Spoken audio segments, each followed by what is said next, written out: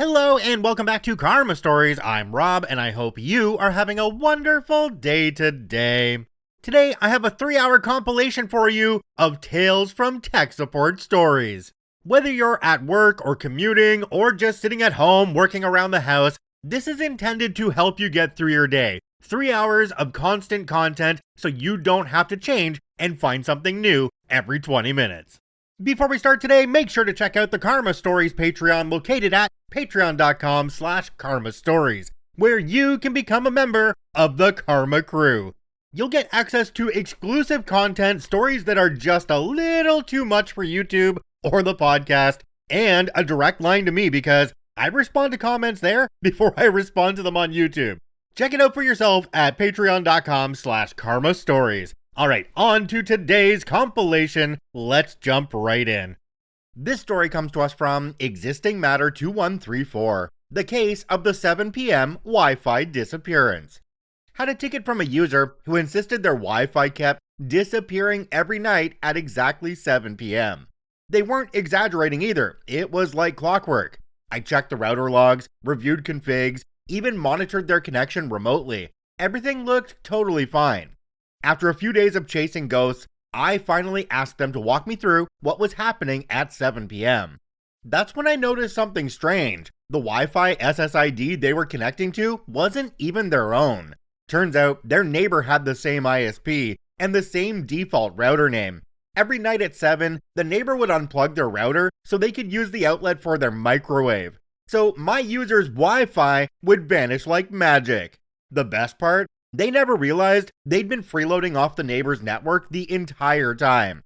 Once I set up their own router properly, the 7 p.m. mystery outage was solved for good. The one takeaway from this story that I'm getting is that the neighbor was really on schedule for their dinner every day. I mean, they're unplugging this thing at 7 p.m. sharp every single day. Enough times that it made OP put in a tech support ticket. That is amazing. One more thing I'm not getting on this one is that I thought every modem/router that came from an ISP would have a unique SSID for that particular router. But I guess not. Maybe there's a default for some company that is all the same, but that would be kinda dumb. This story comes to us from WanderDive, 7 p.m. network outage. Yesterday, I read the post about the 7 p.m. Wi-Fi disappearance, and it reminded me of this one. It didn't technically happen to me in person, but it was my team and my boss at the time. This was maybe some 20 years ago. I was working IT support for an oil field service company and was taking care of a large operational site along with 5 remote ones. One of the remote sites was a training center, and they started to have a weird issue. Exactly at 7 p.m., like clockwork, part of the building loses connectivity. We tried looking for any issues remotely, but couldn't find anything wrong. Only that the distribution switch for that part of the building is unreachable. So finally, my boss visits the location and at 7 p.m., poof! He does the troubleshooting, and both the core switch and the distribution switch are up, but no communication between them. Other distribution switches are connected with no issue. The next day, he started to observe anything and everything that happens on the site at 7 p.m. One of the things he noticed was that this was when it starts to get dark, and the security person starts making his rounds, and turning on all the huge stadium-like lights for the site. And this is the exact moment the connectivity is disrupted. Turns out they just installed new lights, and the lazy, money-saving contractor extended the high-power cable through the network ducts that housed the Ethernet cables, later upgraded to fiber optic, connecting the switches instead of laying new ducts. Once he had the cable separated, everything worked perfectly as before. Mystery solved. I would hope that in a story like this, the contractor would be the one who would have to come back out, rerun those cables, and just eat the cost themselves for it because they made the mistake in the first place. But I guess that would depend on what was in their contract and what guidance they were given at the beginning when they first started the job. This story comes to us from Finn Storm, network outage in the mornings. The last 2 posts reminded me of a continuous network outage we had at one of our customer sites. It initially wasn't my problem, but decided to help out because of its stubbornness. Customer comes in after like 2 weeks because why would you want to speed things up, and says their CNC machines lose internet in the morning. From startup until anywhere from 15 minutes to 5 hours later. No other devices had this issue either. Colleague didn't trust the small desktop grade switch it had and replaced it with a new one, but this didn't solve the issue. We discussed with the vendor for a while, but they don't want to come on site to troubleshoot with us, and they can't remote in while the problem is occurring. At this point, I step in, having trusted that my colleague has done the basic troubleshooting steps, which will come back to bite us later. Perhaps the internal NIC of the machine is defective, so we use a USB NIC adapter unsuccessfully. I also set up an iPerf ping plotter kit and come across some weird values. The network will come back online for 6 seconds every minute like clockwork, but this isn't enough for Windows or the application to realize the internet is back up and running. Okay, so something is definitely going on with the network. I rack my memories and recall we had an external contractor call us 2 months before if we had an issue with one of our APs at this site. The answer was yes. So I called them up and asked what they did that day. After a lot of back and forth, I learned that we had contracted them to install a switch and 2 APs in or near a conference room. Now, normally this isn't a problem, you'd say, right? Wrong. Every day, this company turned off the main breaker to the production machines, and because the contractor pulled a cable from one of the CNC machine switches instead of the core switches, it would cause the newly installed switch and APs to lose internet connectivity and establish a new one via mesh. The switches and APs we have are not smart enough to release a mesh connection if a wired connection appears again, so this would make a loop. Disabling mesh instantly fixed the issue, even though it caused a network disruption late in the day for the conference room. Hours spent fishing for red herrings and talking to management, 32-ish. Hours spent actually fixing the issue, 0.5. Hours spent trying to talk some common sense in my colleague and myself to check the basics first, infinity plus ongoing. There's a funny coincidence between all 3 of these stories because they are kinda related, that in the comments for them, there's a bunch of people telling their own stories about network equipment going out at very specific times every day. And it turns out a lot of the reasons for that are the cleaning crew plugging in their vacuums, which causes a disturbance and knocks out network equipment. Kind of funny, but there's at least 4 or 5 comments that say the exact same thing. One of the best stories in the comments covers a network connection that goes down at random times throughout the day, and it turns out they had a line of sight connection from one building to another, and it would go out every time a drawbridge opened up in town and blocked the sight lines between the 2 dishes. This story comes to us from Speddy23. Offline means unavailable? What a country! Over Microsoft Teams, other department teams leader, vendor has advised they need to update application and has asked us to take a full backup of the server.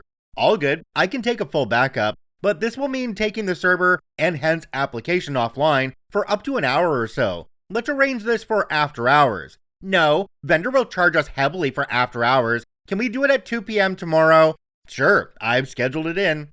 Other department's leader says thanks. The next day, 1:30 p.m. Hello, just a reminder I'm shutting down server to take a backup of application at 2 p.m. so vendor can update it. Please ensure you are out of application by this time. Radio silence. 1:55 p.m. Hello, just a reminder I'm shutting down server to take a backup of application at 2 p.m. so vendor can update it. Please ensure you are out of application by this time. Radio silence. 2 p.m. I shut down the server and start taking a full backup.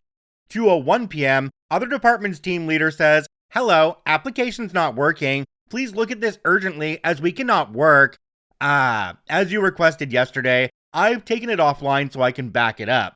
Why didn't you tell me it would be unavailable? If you told me this, I could plan accordingly. I was doubting myself if I made it that clear. 1 second. Screenshot of yesterday's conversation, specifically around the this will mean taking the server and hence application offline for up to an hour or so part. Other department's team leader says, I'm not good with computers. I didn't know that offline means that application would stop working. OP, I think I've determined what the problem is in this case. I think you should have drawn a picture in crayon and sent it to this guy so he would understand it better. I love how OP sent enough warnings to these people that they should have known what was going on, and if they didn't understand what was going on, they would have an opportunity to contact OP to get some clarification. But it doesn't sound like this team lead is the kind of person that's firing on all cylinders, if you know what I mean. This story comes to us from FuzzyAd7691. 90% of my job is reading on-screen prompts for people because they saw words and gave up. Kid brings me his laptop saying he's trying to launch a program, but a pop-up keeps blocking it. I take a look. The pop-up says, "This program cannot launch while other program is running. Close other program and try again." I ask Kid, "What happened when you tried that?" He gets embarrassed and says, "Oh, I didn't." So I have him close the other program and try again. Magically, the problem goes away. A woman comes over and says she's trying to log into a desktop, but it's not working. I walk over and take a look, having her type in her username and password. She does so, and a pop-up says, "Password must be changed. Click continue to change password." She says, "See, this keeps happening. I don't know what to do." I say, as politely as I can, "Well, see here, it says to change your password. So let's do that." I click continue for her. Box 1, enter new password. Box 2, confirm new password. She is confused by the two boxes. What do I do? I had to point to each sentence before she would read them. A girl comes over and says the printer won't release her job. I walk over to look at it. She enters her password and the queue opens, displaying her print job. Then she stands there. "See, it won't do anything." I click the button that says print. Her job releases. She is embarrassed. Please just read. Please read things on your screen before freaking out. Aren't these a couple of the main reasons why people call to tech support? It's because, number 1, people don't read, and number 2, everybody lies. The examples that OP gave in this one are absolutely basic, and if people would just look at the screen and think about what it's actually telling you to do, they'd be able to solve their own problems. And when I say that everybody lies, that one person who tells you, "Yeah, I already rebooted everything," and then you look at their uptime and it's like 130 days, yeah, sure, you rebooted everything, dumbass. This story comes to us from I'm Afraid of Americans. I can't get the PC you prepared for me for free to work. This isn't mine, I'm not an IT guy, but my good friend is. We carpooled for years and remain friends to this day, and he tells me lots of his tales of tech support, and how infuriating it can be, and how he sometimes hates people in general. Recently, a common acquaintance was shopping around for a new laptop, and I told her to ask my IT friend, who she also knew, as he's great at indicating the kind of machine they need, and that usually saves them money. Our common acquaintance went a step further and asked him to buy it for her and install Windows and Office and set it up for her. After having done that, for free it should be said, he got an angry phone call from her saying that the webcam wasn't working, and how she had specifically told him to check the webcam, and all sorts of complaints about his work. I can only imagine he sighed, or took a deep breath, and counted to 10, because he didn't tell her to go F herself or hang up, but diagnosed the problem. She said the screen was black, but she could hear sound. He said, "Remove the webcam cover." And I understand perfectly well why sometimes he hates people. And this is the reason why we don't do tech support for friends or family, because you are the one responsible. Even when something completely unrelated happens on that system, well, you're the one that touched it, so you must have caused that problem as well. Yeah, don't do tech support for friends or family, it just winds up in more problems. I also want to point out here that OP said common acquaintance and not friend. Listen, if a common acquaintance calls me up and says, "Hey, go buy this computer for me and then install Windows and Office and get it all set up for me so that it's working for free," I'd be like, what? Go pound sand. This story comes to us from Speddy23, the ticket that just would not close.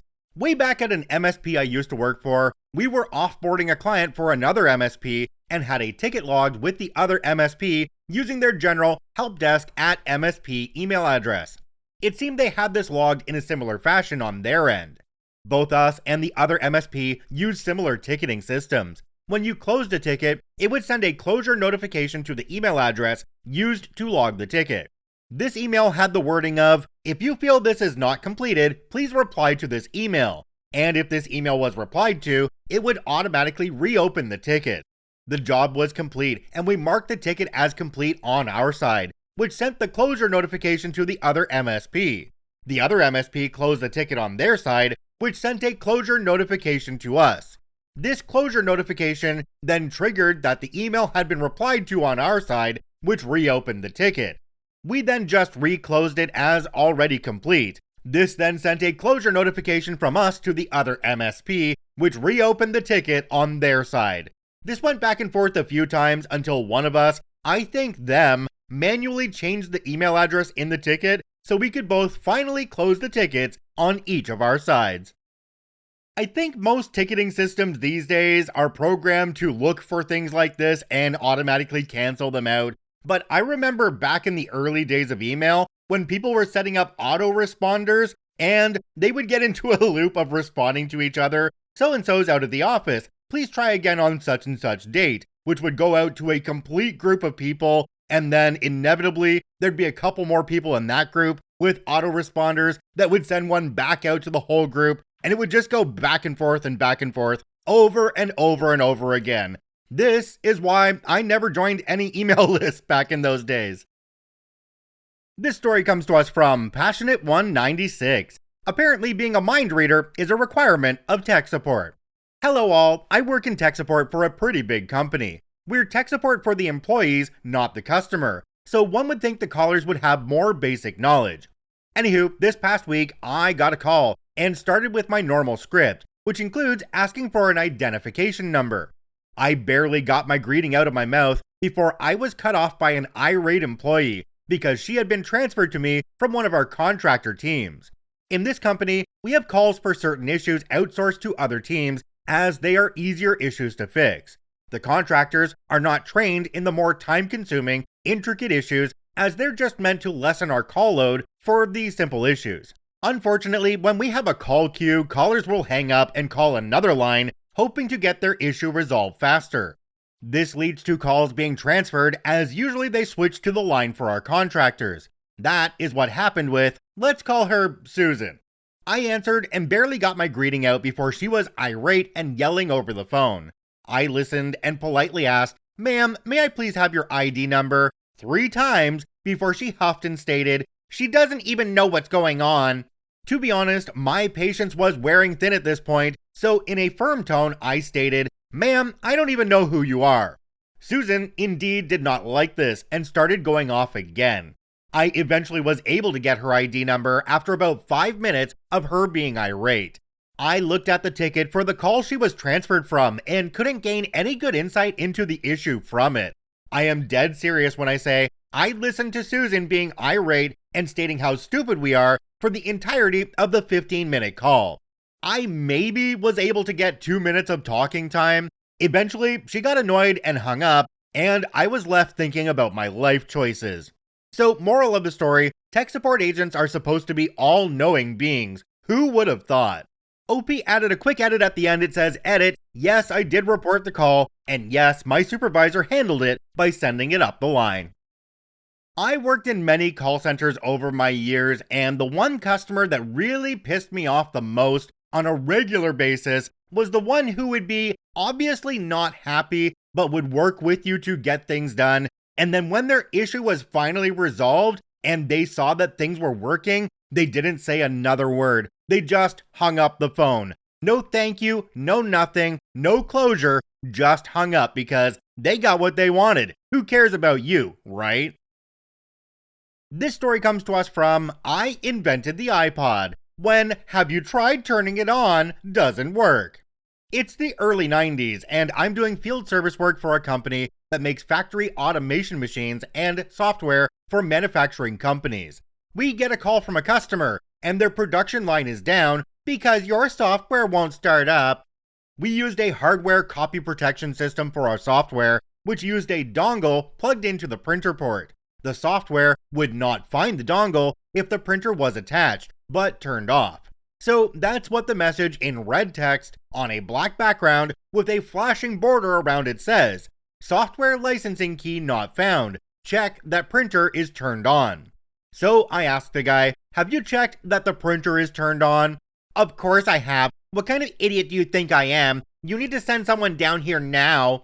Okay, well, that someone is me. So I load up the company van with a new software key, a new computer, a copy of their custom version of the software, a new printer, every possible cable, all of the tools, and I get on the road. 2 hours later, I rock up to the factory, get checked in, issued earplugs, escorted through a maze of passages and dangerous machinery, and meet the machine operator. I point to the message on the screen, open up the printer cabinet, turn on the printer, point at the green power light, and restart the software, which works fine. Operator gives me a comical, oops pantomime, then a thumbs up. Back out through the maze of passages, get to the van, and realize that I've locked the keys in it. So 2 more hours waiting for a coworker to run the spare keys down to me. Now, just so everybody knows, OP did comment a couple times below this one and mentioned that they were charged for travel time, the minimum 1 hour call out time, and it came to several $100s. But if you think about it, it actually cost them a lot more than that because of all the downtime they had in the factory where they couldn't produce their product. So they were out multiple thousands of dollars because somebody couldn't check if the printer was turned on. This story comes to us from Law Techie. This is my job. I'm actually paid to do this. I'm staring up into the wheel wells of a Chevy Silverado pickup truck. I'm trying to explain to the driver that what I'm doing with my laptop and a bunch of antennas is perfectly normal, and he should leave me be. 1 week earlier, I'm working at a cybersecurity consulting firm during the COVID pandemic. A colleague has sold an engagement that requires 3 consultants to actually go on premises at a client site for 2 or 3 days. They really want me on site. I don't like flying under normal conditions, so I tell my colleague that it's perfectly sane to drive 1,200 miles each way instead of fly. I love road trips, and it's perfect early fall weather for a convertible. I let my direct manager know that my response times will be a bit longer. I'm working on a few other client projects right now, so I plan to do research and writing in the evenings. This is going to be fun, I think. I tell everyone else in my practice group to not let it get out that I'm doing this road trip. My boss might be cool with it, but the execs will hate that I'm not taking PTO for the trip. 3 days before I'm supposed to leave, I get an urgent email from a private equity client. They've hired us to do technical due diligence in the past. They're usually fun, fast-paced projects, and we bill aggressively on them. The PE client is considering investing in Copperbolt, a company that makes devices and software for schools, public libraries, and other similar institutions. It's a neat package all a high school's IT needs in a 2-unit rack mount device. It offers a web server, content filter, file storage, grading, learning management, support for surveillance cameras, and more. Copperbolt can remotely support users over an internet connection, so there's no need for local IT staff. The PE firm wants us to see if there are any serious problems with the Copperbolt box and software. We get 2 of the devices overnighted to us. One goes right to Oscar, a young pen tester. The other ends up in the conference room I've taken over. We're the only 2 people in the building this week. Just to get some familiarity with it, I set it up. It's pretty slick. For Windows users, there's a setup wizard. For everything else, the Copperbolt box has an admin webpage. I connected to a simple wired network consisting of my laptop and a home router. It lets me create an admin user, so I create admin, NIMDA, and go from there. It seems to work fine, and I've got too many other things to do today. I'll let Oscar take a more rigorous approach to it. The rest of my day is a bunch of meetings. One of my firm's other clients is in the automotive space. I'm listening in on their call like an Alexa, waiting for my name. They're building some kind of autonomous driving device that can be retrofitted to buses and trucks. An interesting slide comes up, listing all the wireless interfaces this thing has. 2 of them are new to me. The client doesn't think this is a problem because trucks and buses, move. It's not possible to hack something that's moving at speed. None of their simpler devices have been attacked, and there are thousands in the field. Now, I want to learn more. On a previous engagement, I built a wireless survey device. Essentially, it's a 3-year-old laptop connected to a bunch of Wi-Fi and Bluetooth cards, held together with lots of monoprice cables, Velcro, and zip ties. This junior high science fair project worked well enough to grab WPA handshakes and convince a client to offer a guest network and go WPA Enterprise for everything else. It's been stowed behind a filing cabinet since then. I dust it off and start connecting cheap software-defined radios to see if I can get all the frequencies of those truck and bus devices. Perhaps I can sniff some traffic on my road trip and learn something. While reconnecting and testing this science project, I noticed something. There's an open wireless network called Copperbolt 2BB048 that I hadn't noticed before. I can associate the network and go to the admin page. It's the same admin page I saw on my Copperbolt box. I'm guessing Oscar hasn't configured his yet, so I make a new root user as a joke. I make my way over to Oscar's cubicle. The months out of date calendars and dead office plans are a nice nod to the zombie theme. All we need is the flickering light to complete the scene. Oscar has headphones on and is clearly working on a deliverable. I'm not going to disrupt his flow. His Copperbolt box is on his desk, powered down. Well, I'm not as clever as I think. I hacked my own device. I spend a minute or two just staring into space, trying to remember how I set up the Copperbolt box. I don't remember a checkbox that read, "Leave gaping hole in your security." I think I'd have unchecked it. Oscar has taken off his headphones to toss a foam bender swag thing at me. I ask Oscar to set his one up now. In exchange for this, I'll finish his deliverable. I'm finishing up the executive summary and starting to make sure that all the parts line up. Every vulnerability has to have a corresponding recommendation. I just don't want to have a stupid recommendation like fixing an unpatched end-of-life system with a single-use sign-on. Oscar yells to me he's done setting up his Copperbolt device. It's connected to our network wirelessly, but doesn't let me create new users without authorization. After an hour of factory resets, we finally figure it out. Oscar's been using the Windows wizard. I'm using the web admin instead. We found a border condition. At first boot, the device offers an open network and an IP address. The wizard turns Wi-Fi off if it's not configured and disables the setup script. The web admin page leaves Wi-Fi on if it's not configured and leaves the setup script and page when you wirelessly connect. I'm looking at the setup script. I can fix this in 20 lines of code. No, the specifics aren't relevant to this. The cost to fix this and the brand damage from a breach are a price offset for the buyers. We aren't paid to fix the problem. We're paid to identify problems to fix and maybe get paid to fix them. And thanks, I'll let the client know that there's an issue. I try to write this up in 2 lines, since that's all a VC wants to see during the last few days of an acquisition. I realize that the largest risk is the already deployed devices, since Copperbolt patching requires the admin to manually download and install the patch. I spend around 20 minutes trying to write 2 sentences that convey the risk and impact. I then realize it's not definite enough to be useful, since it's theoretical. I need to show that in-field devices are vulnerable. Now, I just need to find some. I also need to pack for my trip and do some last-minute maintenance on the car. I don't want to break down somewhere in between here and Kansas. I'm packing a varied wardrobe so I can at least blend in a bit. Mask of sanity and all that. And it hits me. There's probably some unique term in the admin page. There are probably some locations that just gave this box a public IP. Google indexed it, I'm sure. I try some searches, and between some odd ads, I find a handful of locations. I soon have a cross-country map with a handful of Copperbolt T1020s and the institutions they live in.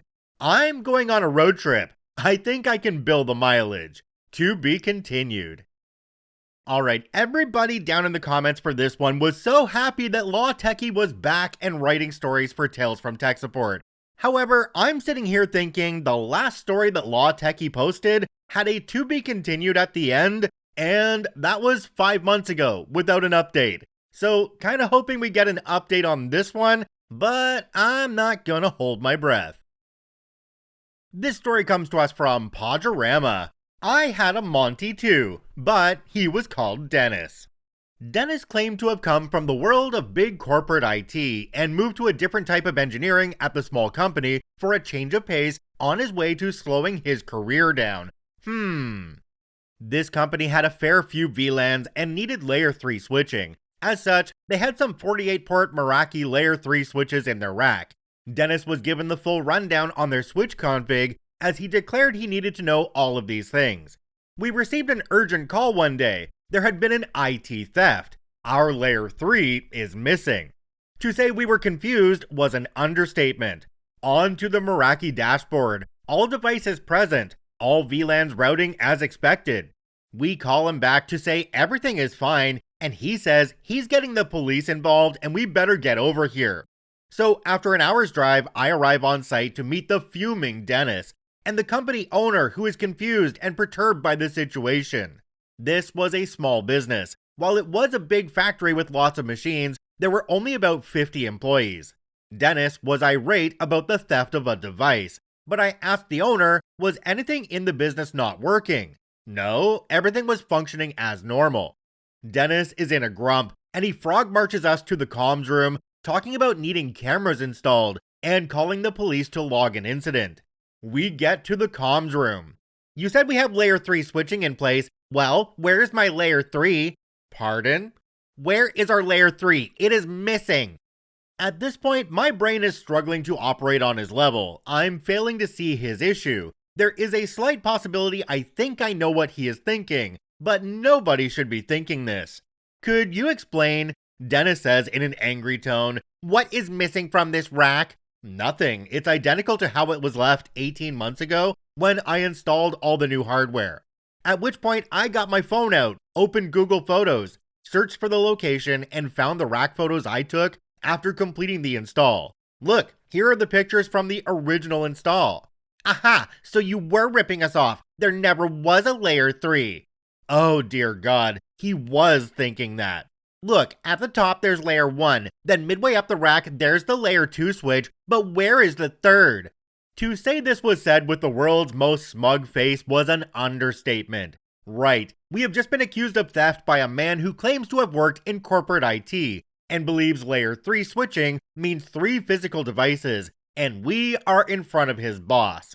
Over the next few minutes, it was like a subtle game of verbal chess, where I got Dennis to nail his flag to the mast that he was an expert, and in his expert opinion, the device was never in fact installed, let alone missing. Not only did he successfully dig himself a lovely hole, but the accusations of improper work and invoicing for devices that were never delivered were just the chef's kiss. If we were in a restaurant, a snooty French waiter would have walked up saying, I see you've ordered the JCB excavator for 1. Would you like the bucket scoop as well to make this hole a bit bigger, sir? It was then I chose to explain in a way he could understand. If someone asks you to give them a hand, are they asking for assistance or a body part? Assistance, of course. So, do you, with your high-level corporate IT experience, think that layer 3 switching means 3 devices, one above the other? Or could it also be a reference to the logical capabilities of a device referencing layer 3 of the OSA model of networking?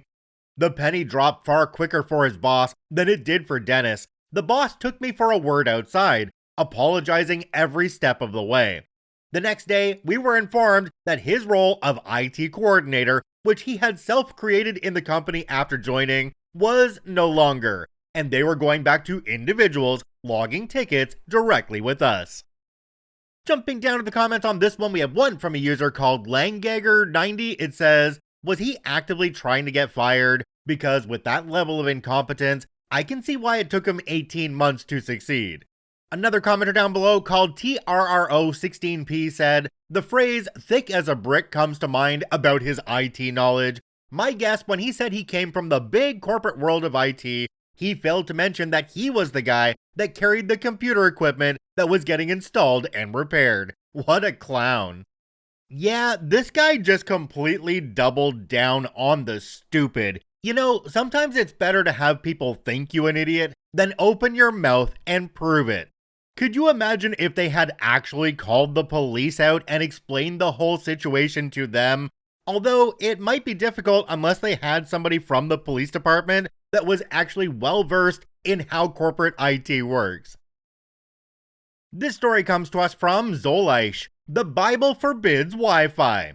This is a short story, but I found it weird enough to post. For context, my boyfriend broke his phone and ordered another one through Asurion. They accidentally gave him a locked phone, so he was unable to access his cell service and will need to swap it out for an unlocked phone.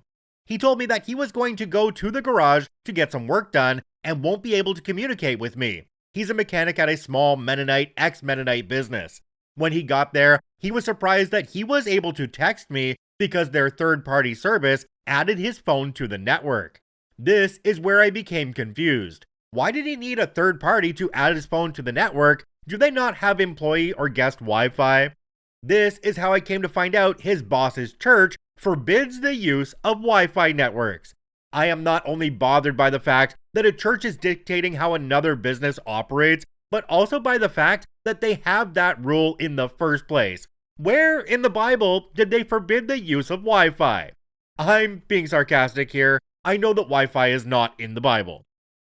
Jumping down to the comments on this one, we have one from a user called Mr. Moldy. It says, "It's not the Bible that forbids it. It is the church's stance that certain technology disrupts values.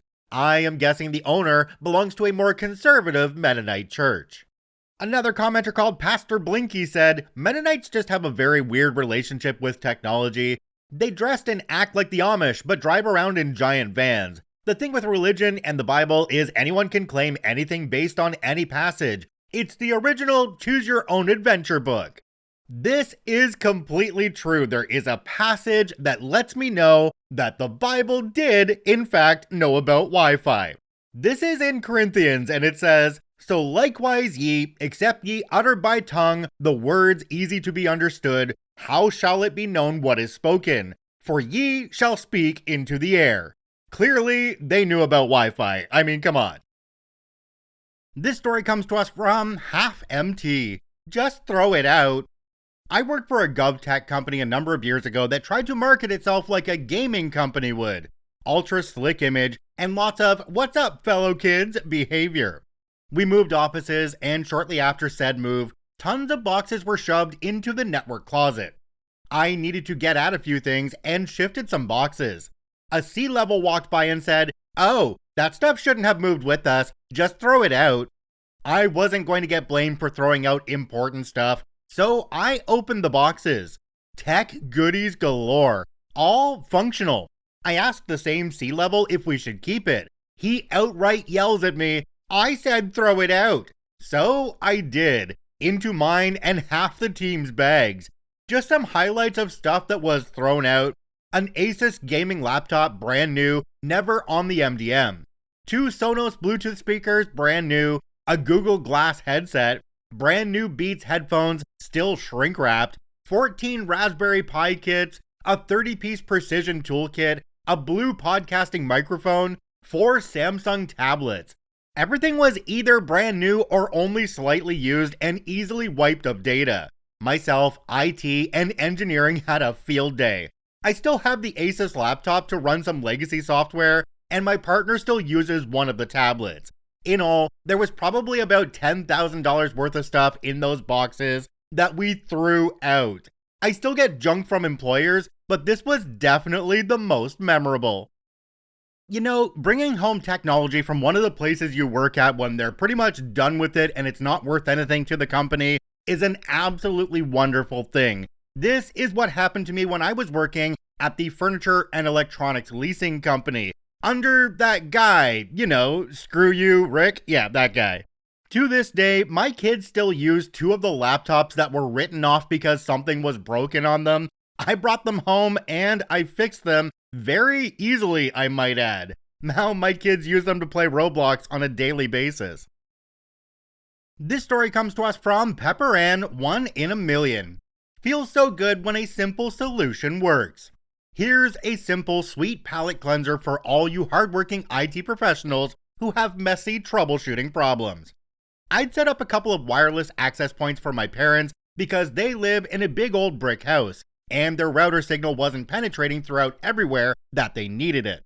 Specifically, I set one up in the back room of the house furthest from the router, and one in the living room because they needed a strong signal there for their Roku. I tried to name the networks the same so that my parents' devices would switch seamlessly between them, but for some reason the iPad would prefer to stay connected to a faint signal than switch to a stronger one. That was beyond the limits of my IT knowledge. I'm savvy but no expert. So I named the back one Back Room and the other one Living Room, and fortunately my mom was more than capable of using the settings menu to switch as needed. I set up the Roku for them and connected it to Living Room, and it functioned fine for a number of years. After those years, the wireless access point in the living room died completely, so I said I'd look at it when I was there next. My mom had told me that they'd switched ISPs and their new router was much stronger, so I decided to just reconfigure the Roku to use that. Unfortunately though, my parents had failed to warn me that they'd lost the remote for the Roku and had been using the remote control app on their phones, which connected the Roku over Wi-Fi, which was now broken. So I found myself in a bit of a pickle. How can I reconfigure the Roku to connect to Wi-Fi when the only way of controlling it is through the Wi-Fi that it isn't currently connected to?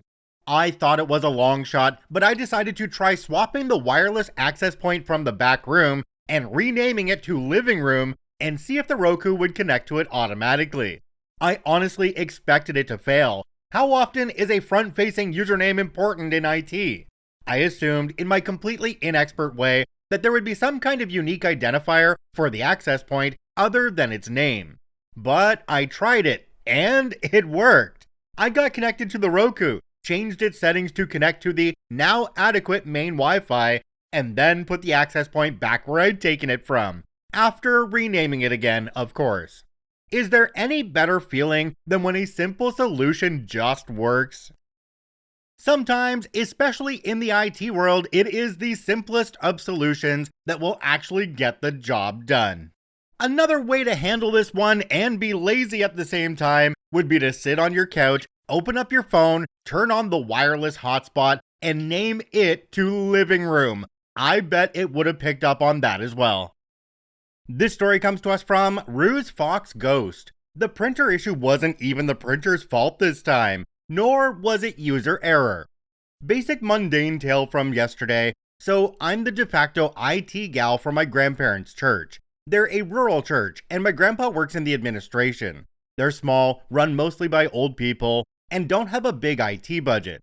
So since I'm the one tech-savvy grandchild out of all the families that run the church, my grandpa calls me when they need anything techie done. I don't make a job out of IT work, and I'm not religious, but my grandpa pays me, and I could always use the extra cash. I'm no pro, I have no training, just determination and good problem-solving skills. That's enough to seem like a pro to him, at least. So this time, it was a printer issue.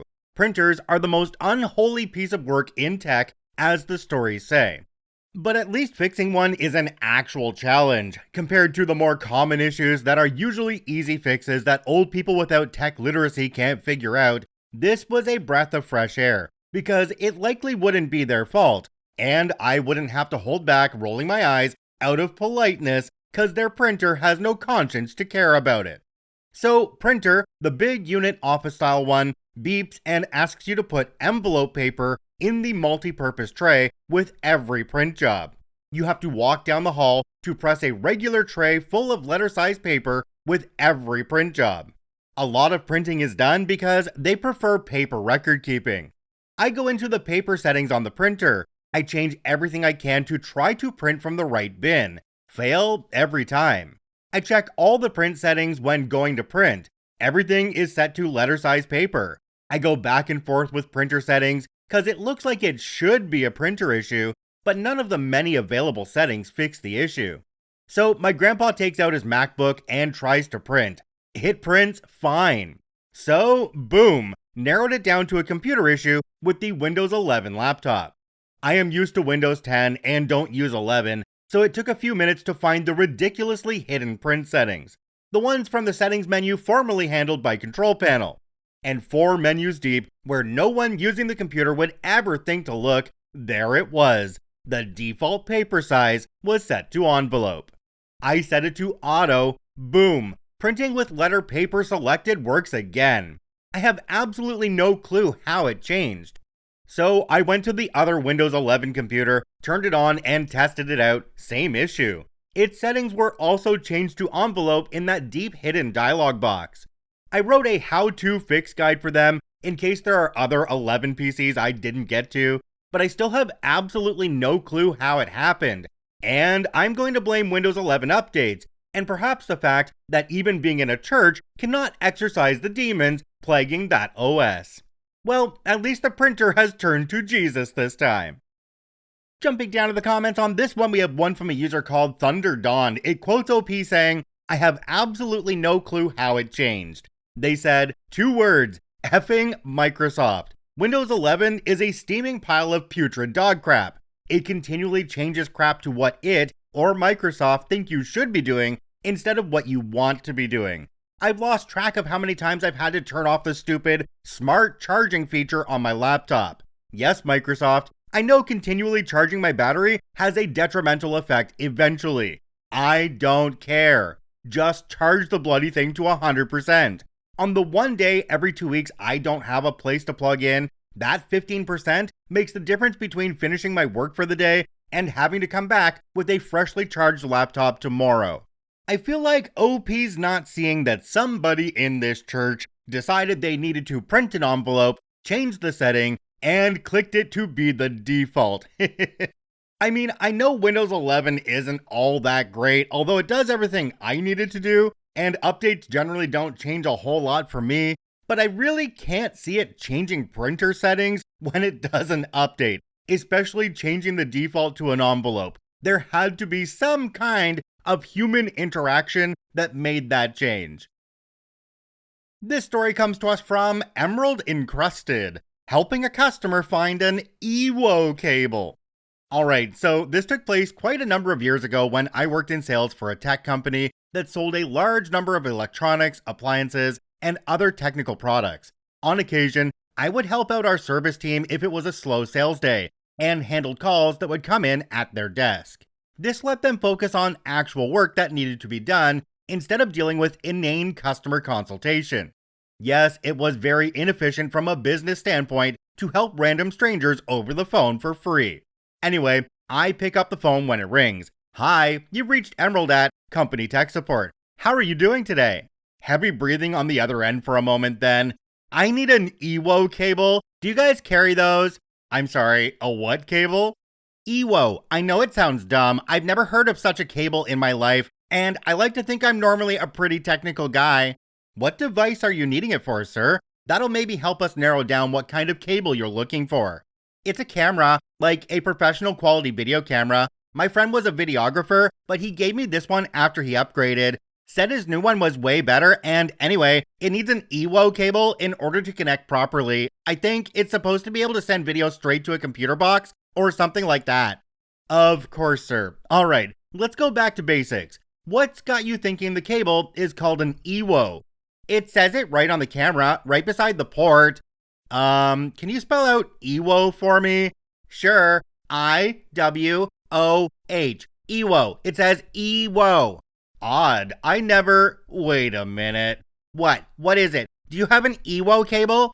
Sir, can you rotate the camera 180 degrees and tell me what the letters say upside down?" HDMO. F me. Jumping down to the comments on this one, we have one from a user called Thunderdon. It says, "I admit it, I giggled. Did he actually say F me when he figured it out?" OP responded and said, "He did, which made it quite funny. We both laughed over the phone, and I told him that we do have HDMI cables in case he actually needed one, but he already had one he could use."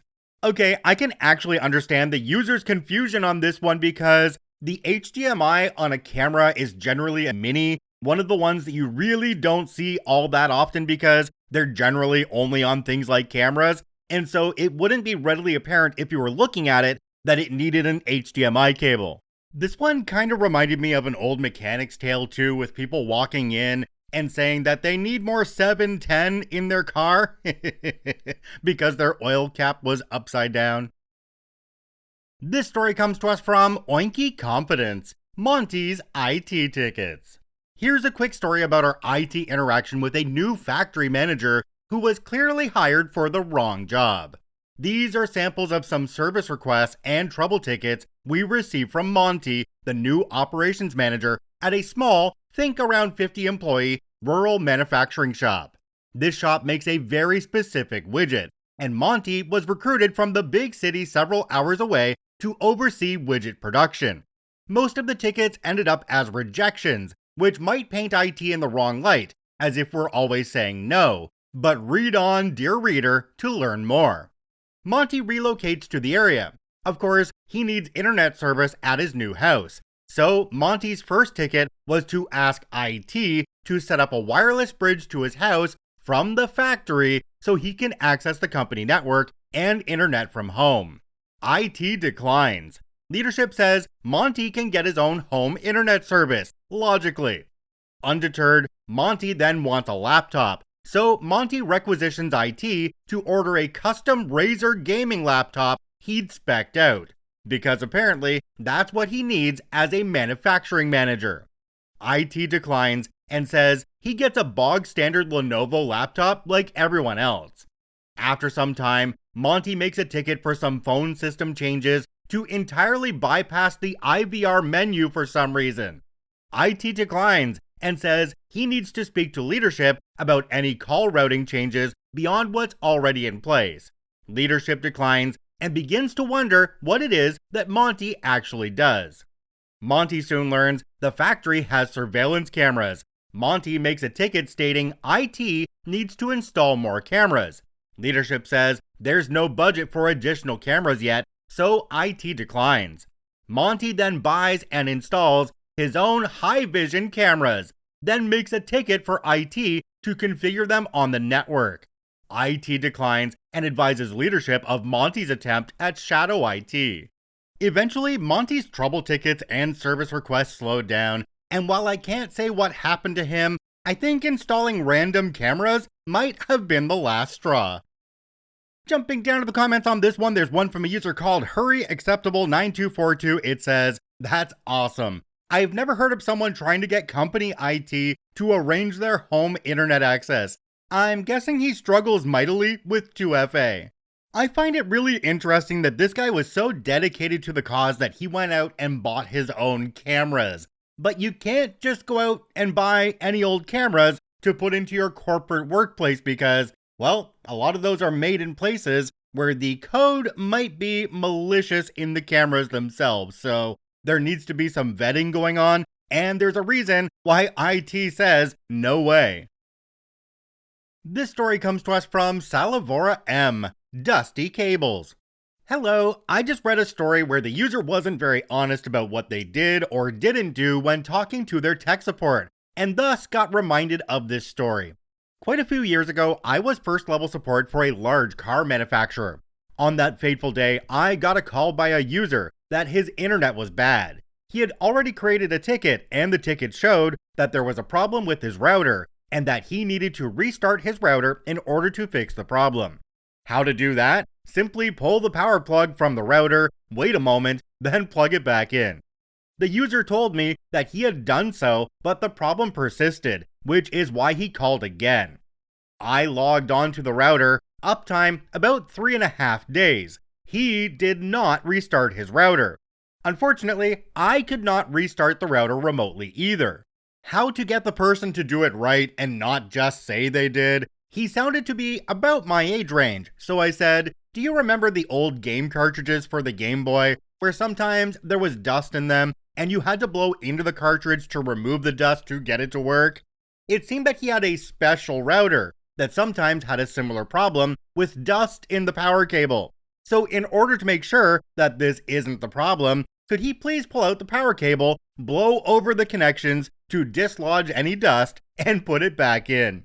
He agreed, and moments later, I lost connection to the router. He finally pulled the cable and waited long enough for the router to properly restart. After that, everything worked the way it should. Surprise! There must have been dust in the cable. Why do I get the feeling on this one that anytime this user has a problem with electronics going forward, they're going to unplug them and blow into them, just like the old game cartridges?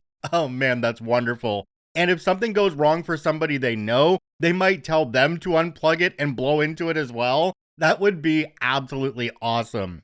From the tech support side, there is another thing you can do here though, to get people to actually unplug their equipment. You can say, oh, I think it might be a directional cable, which means it can only be plugged in one way to get things to work properly. Yours might be plugged in the wrong way, so why don't we take that out, turn it around, and plug it back in, and let's see if that works. This story comes to us from Ham on Rye. The disconnected invoice printer won't print. Our customer base was equipment dealerships, database in AS400s, PC network as workstations, and to run branded part databases. This was back in the days when printers were hard cabled. Customer complaint, invoice printer not printing. He tells me which computer it is connected to. Remote desktop, and customer having high-speed internet was rare back then, so I'm dialed into his AS400, looking at the status of the printers on the network, while also talking to him on the phone, and having him be my eyes for the Windows computer and the printer. I'm just not seeing the invoice printer online, even though he insists it is connected to the PC. Customer is starting to get kind of irate. We need our invoice printer now, etc. One of those customers who wanted it fixed, but is too impatient to help make it happen. I don't want to call him a liar, but things are just not adding up. Let's trace the cables. I already told you the printer's connected to the PC. I know, sir, but if you would just humor me, perhaps we have a loose or bad cable. I walk him through finding the parallel printer cable connected to the back of the printer. Now, please physically follow that cable and tell me where the other end goes. It's just laying here on the desk. Silence. Say again. It's not connected to anything. It's just here on the desk. I thought you told me it is connected to the PC. Well, yeah, that's the PC it connects to, but right now, that PC's out for repairs, so the printer cable isn't hooked up to it. Cue silent facepalms. The dude had already told me multiple times he had checked the cable and it was connected to the PC. Once I got an honest answer, it took no time at all to temporarily move their invoice printer to a PC that hadn't been sent away for repairs.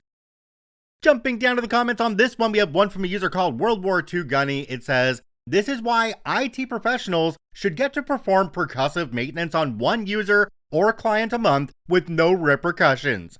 OP responded and said, laugh out loud, wish it was so sometimes. But to my employer's credit, they didn't let customers berate us, at least not beyond being mildly annoying. There was one customer who complained to management about, how come every time I call, I get tech name? Management said, because you're rude and abrasive to our techs and tech name is the only person willing to talk to you anymore. It's not okay to berate our staff. Either be nice or we will drop you as a customer. I heard the guy actually mellowed out a lot after that. Going on from this commenter saying percussive maintenance on the users, if you have to do it more than once, is it repercussions? I just love end users like this that really don't have any clue what they're doing. It's like the ones where you tell them to reboot the computer and they turn off the monitor and then turn it back on. Yeah, that happens. This story comes to us from Ilhe, Family Tech Support. My family called me in a bit of a panic because their dryer wouldn't start. They pressed buttons, tried unplugging and replugging. So I get in the car, travel around 30 minutes to their place. I walk over to the machine, glance at the panel, and in under a minute, it's working again. They ask me what happened. I say, child lock. They ask, how did you fix it? I answered, dead serious, I'm not a child. That was my only answer, even when pushed. They got pissed. Everyone did, including me, kinda. But I wasn't joking, I was just being honest. Guess I'm about to be called again later. Child lock. There was even a lock icon on the screen. Pressing any button just made the lock icon flash. Right next to it was a factory printed text saying something like, "Hold the key button for 3 seconds." So I held the lock combo button for 3 seconds, dryer unlocked. Dryer works. End of story. There are so many people out there that when something doesn't work, they just put their hands up and go, "I'm not dealing with this," and call somebody else who can. They won't even take the 30 seconds to read the manual, or in this case, read what it said on the darn screen itself. They could have had the issue solved right away without calling OP out. I guess for some people getting older, technology can be daunting and I kinda understand that, but RTFM really is a thing. Come on. This story comes to us from Honey Fix It. I made $45 by closing Chrome. Okay, I did a little more than that, but that was the main thing. I'm an amateur tech for hire. I have a little formal training, but I'm mostly self-taught. I mostly work with seniors from the retirement village down the road. Occasionally, I'll get hired by an older Gen Xer. I'm a younger Gen Xer at 48. Anyway, it's not enough to make a living doing, more like a hobby that gets me a little pocket cash now and then. I charge $30 an hour with a 30-minute minimum. Like I said, it's not a lot, and I'm not going to charge a huge amount like the stores do, especially to those who are on fixed incomes. Plus, unlike the big stores, my policy is that if I can't fix it, I won't charge you.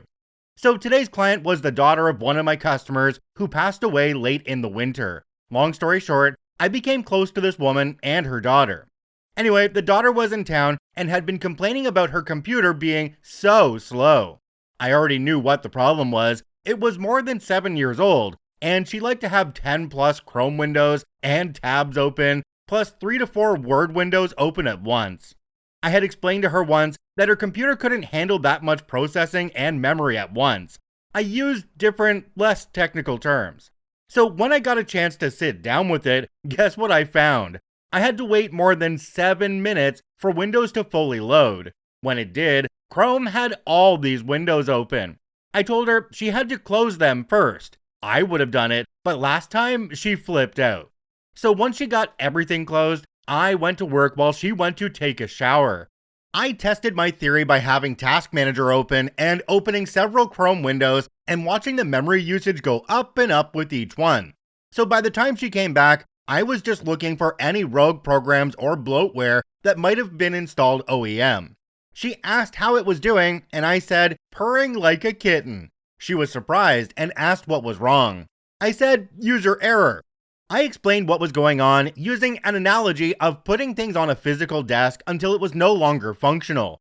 I told her to limit herself to no more than 3 tabs. She asked about her Yahoo that she was having trouble getting into. I had her open it, and lo and behold, it opened no problem. I did some other diagnostic stuff, cleaned up the startup programs, etc. When I left, it was running a full virus scan. She was using some program I had never heard of called ESET, but it was doing fine, so I didn't mess with it. This was probably the easiest job I've ever done. Jumping down to the comments on this one, we have one from a user called It's Codal. It says, "You must be pretty strong at communicating and creating analogies if you're able to fix user errors like this. So many jobs helping end users are just finding technical solutions to limit the damage they can do, given how many will stubbornly resist learning or doing things the right ways. So think not that the charge is for closing Chrome, the charge is for years of learning how to coach users effectively." I have the utmost respect for this OP because they're helping out older people who may not know what they're doing, and it sounds like they're enjoying doing it as well. That's gonna make these older people who need the help extremely happy and extremely thankful as well. There's a great analogy that really does fit this situation, and it is, fixing this is $1 for turning the screw, and $99 for knowing which screw to turn. This story comes to us from Brainwave CC. "You should be able to do the migrations faster." Early on in my career, I ended up managing a pretty major project in our department of over 100 users. We were upgrading everyone from Windows 3.1 to Windows for Workgroup 3.11 on new hardware. I was averaging about 3 to 4 user migrations per day, but for some reason, my boss felt that was slow. Here's the high-level process that was used for migrating the users. 1. Build out a new desktop for a user. 2. Back up the data from current machine, then apply it to the new one across the network. 3. Coordinate with each user on a time where they could be free for at least 90 minutes. 4. Start the migration process with a final backup of their data to the network. 5. Swap out their old computer with the new one, and do one last X copy from their backup repository to the new computer. Steps 1 and 2 were being conducted at my leisure, but I needed an uninterrupted block of 75 to 90 minutes per user to complete steps 4 and 5 for them. I basically blocked out 2 hours per user to account for getting over to their area with the new machine, any little overhead in the process, and buffer time to handle any other responsibilities that might come up. All of this was happening in a regular 8-hour business day.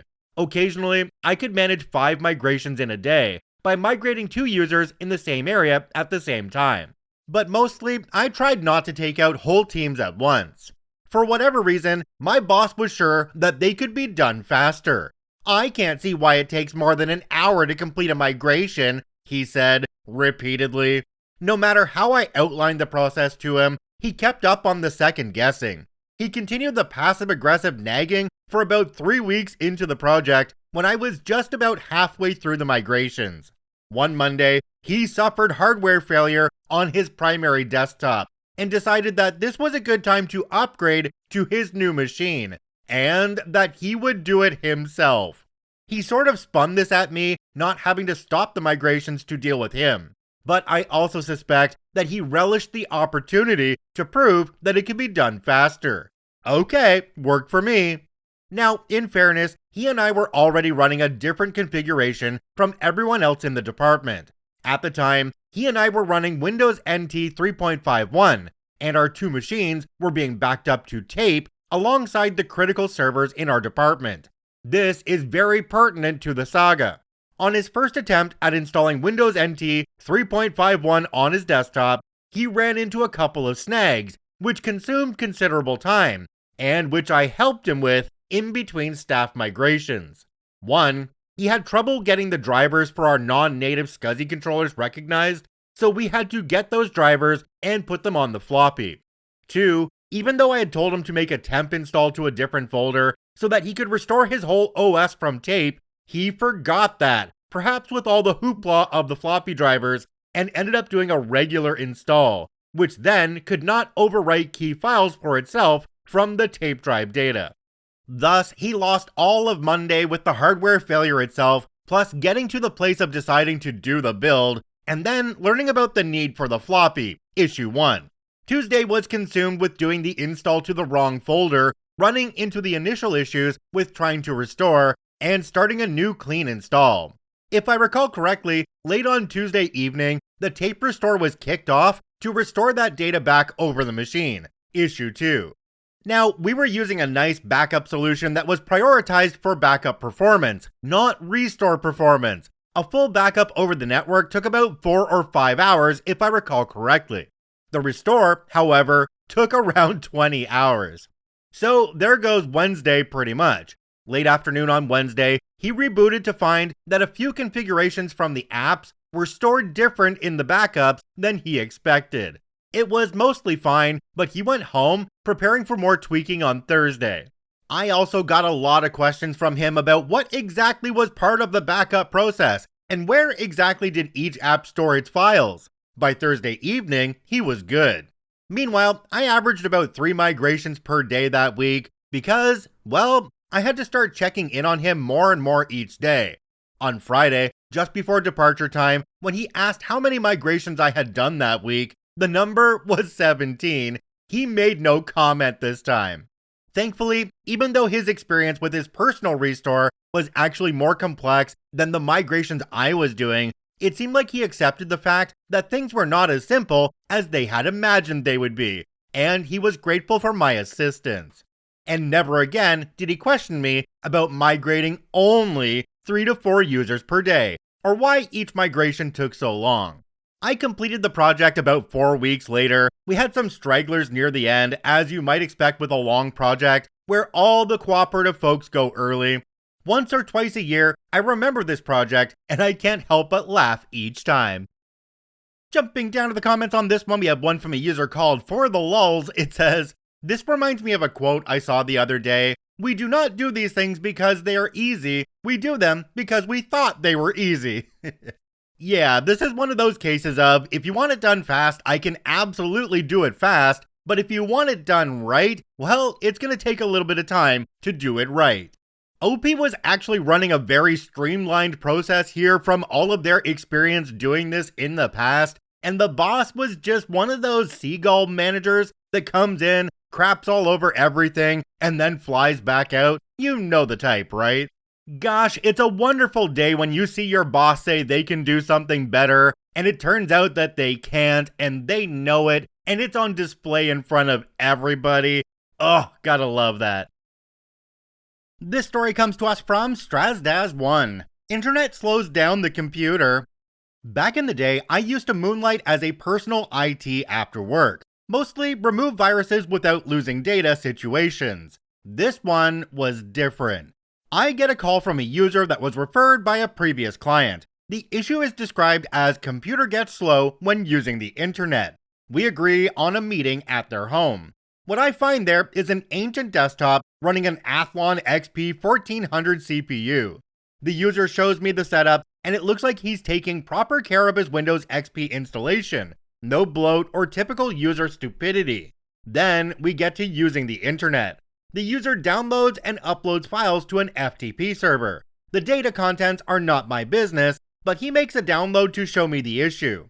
As soon as he starts downloading, the computer starts freezing to the point where the mouse cursor is lagging.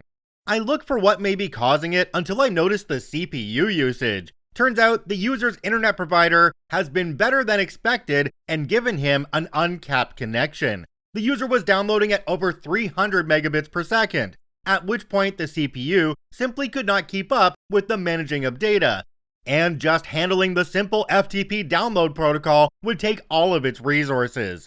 The user had issues understanding what was going on because why would using the internet need my CPU? However, after a while, I managed to talk him into understanding he needs a new machine, and I cannot solve the issue without replacing the computer. Since I didn't fix it, I didn't get paid, but it was still an interesting experience I never saw before or since, where the CPU was a bottleneck for a download. This one is awesome. I remember those Athlon CPUs that you could use to keep your house warm during the winter because they ran so hot. You could fry an egg on top of your computer just from running a really basic game. Does anybody else here feel like OP still should have been paid for that visit? At least part of their regular charge anyway? They did identify the problem, and they gave the user a solution. It's expensive, but that's not OP's problem, that's the user's problem, right? They were called out to fix the problem, and they told the person how to do that, so they should still charge the user. This story comes to us from Oinky Competence. Internet slows down the computers, too. After reading Internet Slows Down the Computer, the previous story, I was reminded of 2 times over the years where businesses thought they knew best. It's always interesting to know or wonder how people think. First, we took over IT support at a small regional bank around 2005. 3 locations. Upon onboarding assessment, we discovered their HQ location had 2 data drops at each station. Not too unusual on the surface. One was connected to the PC's onboard NIC, while the other was connected to the PC's add-in NIC. Okay then, I assume one NIC went to the main production network, while the other must surely connect to a different network or VLAN, maybe for their bank core processing or something. Until I dug deeper and found out they didn't. All NICs connected to the same set of switches. Alright, surely they have some VLANs in place separating things out? No, they don't. It's all VLAN 1 everywhere. I asked and finally talked to someone who was around when they built the building in the 90s. Whichever IT contractor they worked with at that time told them they'd be more secure if they had a separate NIC in each PC for internet access. They thought they were accomplishing this by plugging in a separate NIC into the same switch and VLAN. How or why they assumed this, I never found out. but thus begun the process of disconnecting all the second, redundant network connections. Second, it's 2015 now, and I was called to perform some upgrades at a small company involved in the farming sector. 10 PCs or so. Went there to assess what needed to be upgraded, as the customer said they have old PCs and need new ones, but aren't sure what. I look around and ask basic questions, like what line of business apps do they have, what they have for internet service, etc. And as I ask the internet question, my contact shows me, oh, we plug this in when we need to get online, and he grabs a second Ethernet cable at his desk connected to a currently disconnected USB NIC. That network cable was plugged into their standalone cable modem in the basement. You know, the one with 4 LAN ports. I asked, does everyone have one of these? Not everyone, just the 3 of us, I was told. As it turns out, this small family-owned company was run by a very sweet but very old lady who was so scared of internet access, she insisted people plug in when they need to get online, do their thing, then unplug it, and forget about Wi-Fi. After some gentle discussion with her, I was able to convince them to include a proper firewall in the scope of their upgrades, and thus eliminated the need for them to have to plug in manually every time they wanted to get online. So I can kind of understand this older lady because I'm old enough to remember when the internet was just becoming a thing and you had dial-up and bulletin board systems and IRC. Oh my gosh, I miss the old days. Anyway, yeah, there were a lot of people out there that were scared of the internet and all the things that came with it. So in this case, they're literally air gapping their system when they don't want to use the internet. It's a wonderful thing, but it also makes you wonder if some of that air gap was between the left and right ear. This story comes to us from Eon Thief. Nothing like users trying to gaslight you. This is my first post back on here in a while, and boy, it's a doozy. This story is from yesterday, and I think this might have been one of the more frustrating calls I've been on with a user in some time. The day started out like normal, just a relaxed day working from home with a steady amount of calls rolling in. Then, shortly after I return from lunch, I get another call. Unfortunately for me, this call is not going to be an easy one.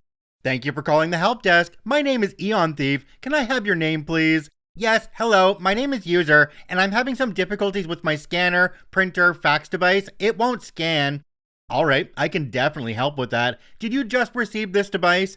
Yes, I did, but I was able to scan to it a couple of weeks ago. So you didn't just receive the device. Did you call the help desk to have us set it up for you? No, I just plugged it in and it worked. I guess they had the drivers installed when they set up the computer. Now, here is a great time to break away and explain something about the workflow that we use for setting up new hire computers. We don't install any drivers for printers or scanners we send out. This is simply because those devices are usually ordered by the manager after the fact, so they get set up as they come. Of course, I tried to explain this to the user to no avail. We don't install drivers for those devices ahead of time because not everyone uses them. They typically get installed after you receive the printer scanner. Well, they did that at my last company, so I just assumed that's what they did here. Okay, well, most companies tend to have a different standard of operation. Anyway, let me remote into your computer really fast and get the drivers installed and the device set up. I remote in, and the entire time she keeps wrestling me for the controls and repeating the make and model of the device while trying to type it in a Chrome window on a second monitor. Remember this fact because it is important for later. Her constant wrestling for the controls though had me fed up, so I locked her controls from the software I'm using. Excuse me, I can't seem to type in Chrome anymore. Yes ma'am, I locked the controls because I'm trying to work on your computer and I can't do that while you're using it. Yes you can, they've done it before.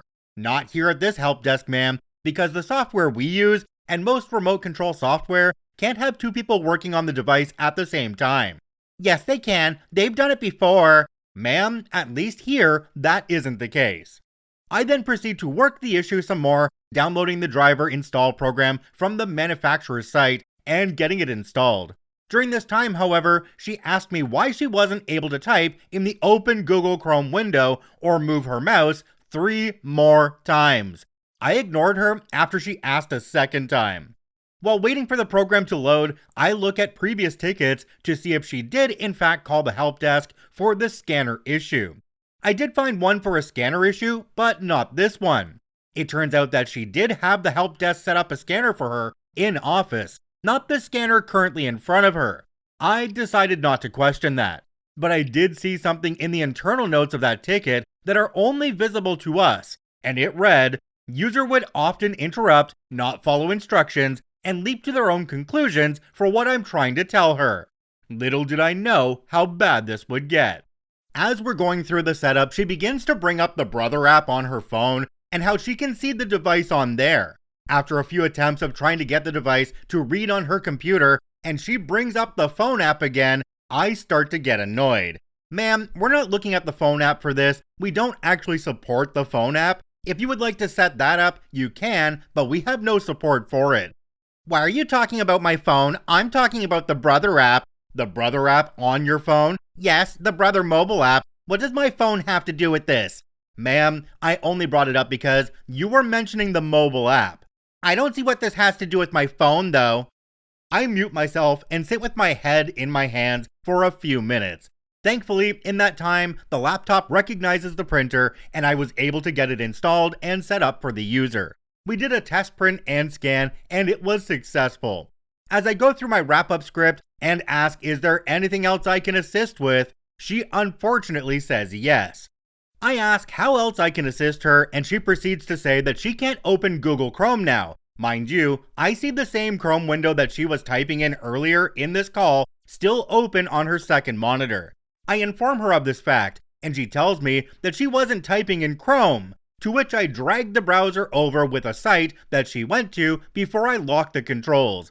Where did that window come from? From your second monitor. I don't have a second monitor. Silence. I checked the display settings and showed her that she did have a second monitor. She then was quiet for a moment before saying she didn't have any other issues. Before I dropped the call, she then asked if there was a way to reach out to me directly in case this issue happened again. Preferably via Teams. I informed her that we do not monitor Teams chat for help desk related issues, and that if you have any issue to either put in a help desk ticket or call the help desk directly. She pushed the matter again, and I gave the same response. She disconnected the call after this, but not before throwing out one last, "Well, they did it at the last company I worked for." This is the kind of user where you want to say to them, hey, if that other company you worked for did everything so perfectly, how come you're not there anymore? Why don't you go back to that company? Because they seem to do things the way you want them to be done. You know, you just don't seem to belong here if you don't like the way we do things. And don't you love these users saying that they wish they could get in touch with you personally if they have any future issues? It's like, no, Karen, I'm gonna do everything physically possible to completely avoid you every time you call in. Bye now. This story comes to us from Cheez-Its Lite. Engineering VP needs data from our website. Excruciating ordeal. Engineering Vice President with a professional engineering degree and a bachelor's degree in electrical engineering and head of software development, an obviously very intelligent person, needs help from me to get some data off of our website. So I go into his office to see what he needs. He needs to copy and paste something from our website. Okay, go to the website. He types in the search bar in Chrome, Google, and uses the mouse to click the search icon. I'm stunned into silence. Google comes up and he moves his cursor down to the Google search bar, clicks it, and types in the name of the company. Doesn't know the name of the website for the company that he's been working at for decades. And the website is our initials from 1994. But there's others that are similar. He grabs the mouse and clicks on the scroll bar and works his way down to page 2. I just watch in horror. Finds it and clicks it, and there's the website. He asks, what's next? Eventually show him the menu item he needs, and he finds the page and uses the scroll bar again to look at it. I bite my tongue. It's the most excruciating thing I've ever seen. He points to a paragraph, show him how to highlight it with the left mouse. I doubt he is aware of the middle or right. He selects a paragraph of text. Okay, now copy and paste that in. He used the mouse to go up to File, Edit, Copy, not Control-C. Not my job to teach him, and I like to watch train wrecks, so I'm super calm now. I have to tell him to go back to his editor. He doesn't know Alt-Tab, has no clue about the navbar at the bottom with the icon he needs, so I just watch as he clicks dozens of windows trying to find it. 2 monitors, so I wait. Finally finds it. I have to remind him to click where he wants it. Paste it in, please. Then he uses the mouse to File, Edit, Paste it in. The man has no idea of Control-V either. But then it gets worse. He says he doesn't need all this. Tell him to just delete what you need to get rid of. I say, got the delete key. He says he needs backspace. Okay, that will do. You must have seen You've Got Mail, where Tom Hanks uses AOL to lie to Meg Ryan while he stood her up, and then used 2 fingers to backspace everything. Yeah, that's my vice president. Jumping down to the comments on this one, we have one from a user called Subjective Adjective. It says, I mean, is this person any good at their job? At least delegating to knowledgeable people? I don't even know how to respond to this. It's been my experience that there are some very, very intelligent people out there like doctors and lawyers and whatnot who really just refuse to learn technology. But they're still very smart people and very good at their specific thing that they do. I guess it really is true that sometimes you can't teach an old dog new tricks. But one thing we can definitely say for this story is that OP has the patience of a saint. This story comes to us from Lady of Hell. Ma'am, do you know what a number is? This happened at my last job. I wasn't real tech support, but I knew how to Google things, which somehow made me the unofficial IT person for the office. I mostly dealt with low-key questions like, how do I take a screenshot? Or, can you fix my Excel sheet? Or, why does my printer not print? The printer wasn't turned on. They were cool about it when I didn't know something, so I didn't mind when everyone came to me with their problems. Anyway, this happened in 2020 during the early months of the pandemic. My boss asked me to call one of her clients because said client had a problem filing a request for money from the government. Yes, that was a thing here in Europe. Boss told her I'm good with computers and promised I'll help her with that. I try to argue that I'm not actual tech support, and this is a little bit above my pay grade. I'm dead serious when I say Googling is my only IT skill. This might as well be an issue with the client's computer or Wi-Fi or whatever. Boss insists I try anyway. Fine, let's give this a shot. I call the client, a small business owner, very nice lady. I ask her at what point she gets the error. She says it happens when she entered the amount of money. I ask what the error message says. She reads, loosely translated here, wrong decimal. Okay, I can work with that. I've got an idea. The following conversation happens. Keep in mind, since I'm not actual IT, I can't remote access her computer and see what she's doing. I was basically working blind. Sounds like you entered a wrong symbol there. Did you maybe add a comma and a cent amount? I think you're only supposed to enter whole euro amounts. No, I didn't. It's insert flat number with no decimals. Okay, good. Did you enter a dot between the first and second digit? It was a 4-figure number. No, I didn't. Maybe you have a space in there somewhere. Can you move your cursor to the front and end of the number and press the delete key once each time, please? I did. It still doesn't work. Okay, just so we're on the same page, you only have numbers in this field. You didn't enter a euro symbol or anything else that is not a number. No, only numbers. Still convinced I'm right with my hunch? Can you check again if there's a space in front or behind the number? There isn't. And you're absolutely sure there's nothing else? No symbols, no letters, no dot or comma, only numbers. She was confident. Only numbers. Ma'am, I'll tell you my mobile phone number now. Please take a photo of the field and send it to me.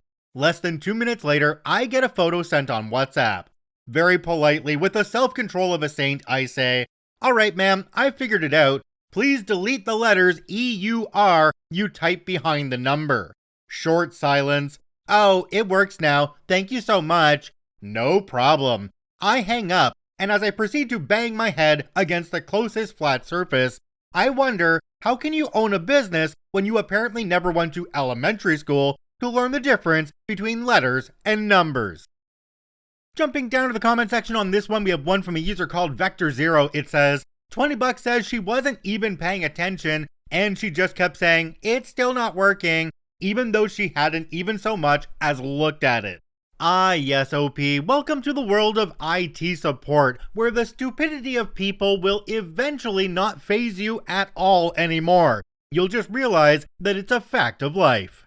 But as you get to the point where it doesn't faze you anymore, you'll make a nice dent in your desk where you bang your head off of it every time somebody is just so dumb you can't believe it. This story comes to us from Fooligan Cosplay. I don't know where your file is. I wanted to post this short story from this morning because it has completely set the tone for the rest of my day and speaks to my biggest gripe with working help desk, the expectation that I am a miracle worker. There's a lady in my office who, despite being very kind and I otherwise have no problems interacting with, drives me crazy with her tech problems, of which there are many. She tends to fiddle with things, break them, and then come to me wondering why they are broken. This morning, she calls my phone asking for help, telling me that she has a Word file that she regularly updates, but that her most recent changes from a couple of days ago are not there. And the file says that it was last saved a few days before that. She wanted to know if there was anything I could do to restore the updated file. And I was trying to run through the options in my head. I figured the file server backup might work, but wasn't sure since this was more likely just a case of her not saving her work. Then she mentions that she's pretty sure she saved the updated version as a separate file somewhere, but isn't sure where that was. Now my brain's going off in a different direction, and all I could say was, I'll need to do some digging. I can't think of anything I can do for you off the top of my head. I also told her that if she just saved it somewhere, there's really nothing I can do to find it other than searching for it in File Explorer, which I recommended she do in the meantime. Apparently she didn't like that because she got frustrated and she said she would just redo all that work from the past few days if I'm not going to help her. And she hung up. I just don't know what I possibly could have done for her in that moment there. If the file wasn't saved, I can't pull it out of the ether. And if it was saved somewhere unknown, then running a general search was going to be her best bet anyways. This just seems to be a running theme. If I can't offer a solution then and there, I must have no idea what I'm doing, and I'm impeding on their ability to do their job. I'm hoping to be out of help desk within the next couple of years. OP added an edit down at the bottom. It says, edit, forgot to mention, but she had already checked recent documents and it wasn't there. It's more likely than anything that she just didn't save the file. Jumping down to the comments on this one, we have one from a user called Angry Cod. It says, sounds like a conversation to have with her boss. Too many people tend to treat IT like servants instead of coworkers, and it won't stop until you stand up for yourself. OP responded and said, yeah, that's fair. I think I just worry about there being bad blood in the office since we work in such close proximity. But I'd rather her be frustrated with me than think of me as a magician. This call for OP was the equivalent of someone saying to them, hey, I had a piece of paper I was taking notes on, and I put it down somewhere but I can't find it. Can you tell me where it is? I effed up and I expect you to save me, and if you can't, it's clearly your fault, not mine. This story comes to us from MainQuote 3604. Just another day in IT land. I work in IT support, which basically means I'm a mix of tech therapist, cable wrangler, and general panic button for anything with a power button. Today was a special flavor of chaos. Morning kicks off with a manager emailing me to say the conference room mic is making echo and demanding a new one with noise cancellation. No questions, no troubleshooting, just a royal decree. Sure, let me just requisition a NASA-grade mic from the void. Next up, someone asks me to disconnect her monitor and printer because she's getting a new desk. Unplug everything, move it out. 2 minutes later, she calls me back. Turns out the desk install isn't even happening today, so now I'm a reverse moving service. HR admin manager misses a call from a top exec and blames it on her desk phone not ringing. Turns out that she spent most of the time in the lounge area. She's now convinced it's a hardware fault because of course she is.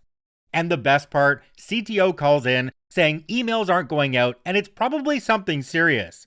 I remote in, check Outlook, and he's got one giant email stuck in his outbox. I delete it, and suddenly everything else sends just fine. Mystery of the century solved. I'm not saying I'm a miracle worker, but at this point, I feel like an unpaid magician. Jumping to the comments on this one, we have one from a user called ChessPlotter. It says, the problem with being considered a magician is that a magician doesn't need training or budget or tools or reasonable expectations, so you only need a magician.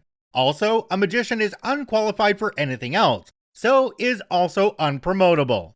Does anybody else here listening to this who works in the IT field or honestly any other field really wish that sometimes you could just hard reset the user themselves? Just think about that for a minute. This story comes to us from Oinky Confidence. Late night visit from police while volunteering. Many years ago in 2003, I was volunteering at a small school where I provided IT help and support. Ordinarily, things like setting up PCs and so on. One night, I was working late in the computer labs upgrading their already ancient PCs to Windows XP. But I didn't think anything of it being the middle of the night. I just wanted to get it done, and things were moving slowly. Similar to some of my previous posts, this school was also in a rural area of the US. The town's police department had a good relationship with the school, and their officers would routinely drive by during their shifts just to keep a caring eye on the building, grounds, and campus. It must have been pretty unusual for them to see a truck parked under the awning at the main entrance late at night, so an officer got out and began looking around, walking the building's exterior, and shining his flashlight in various windows. He must have thought someone broke in and was preparing to loot the place. Imagine my shock when he makes his way to the computer lab windows, shines his light, sees me, and taps on the glass with his pew-pew drawn. I jumped about 10 feet in the air before hand-waving up at him, saying, "I'm just the computer guy, don't shoot." I ran outside. The cop was good-natured, and once I showed him my keys and verified they actually opened the building, he and I both chuckled, and I spent the next hour completely pumped on adrenaline from the scare. I did finish the upgrade though. Alright, so I'm up in Canada, and admittedly, our pew-pew culture is quite a bit different than down in the USA. So it makes me wonder why the police officer is pulling out his pew-pew when knocking on the windows when there hasn't been an alarm or anything, and he could clearly see looking in that OP would have been working on a computer, not trying to take them out of the building. At the risk of starting a crap storm in the comments, let me know what you think about this situation. If you're on YouTube, comment down below, or if you're on Spotify, you can comment on the podcast there as well.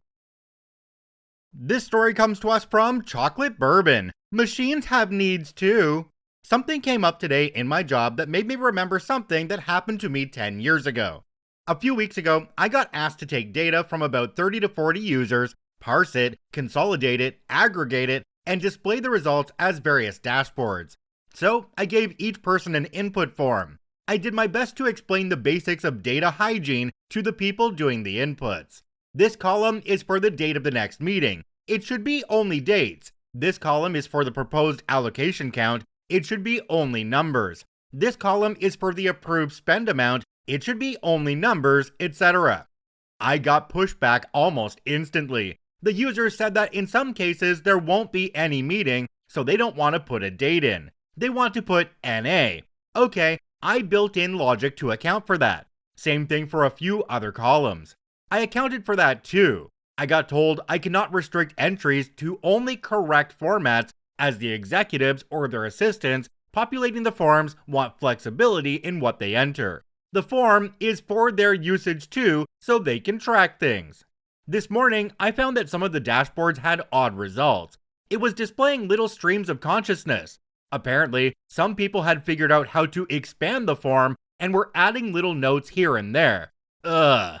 So I added more logic to restrict ingestion to only the official part of the form, made extra space for people to enter notes, and moved the notes to that extra space. My experience suggests that this will be a never-ending struggle. I could move the input forms to more restrictive tools, but that often leads to other issues like user acceptance, training, etc. So here we are.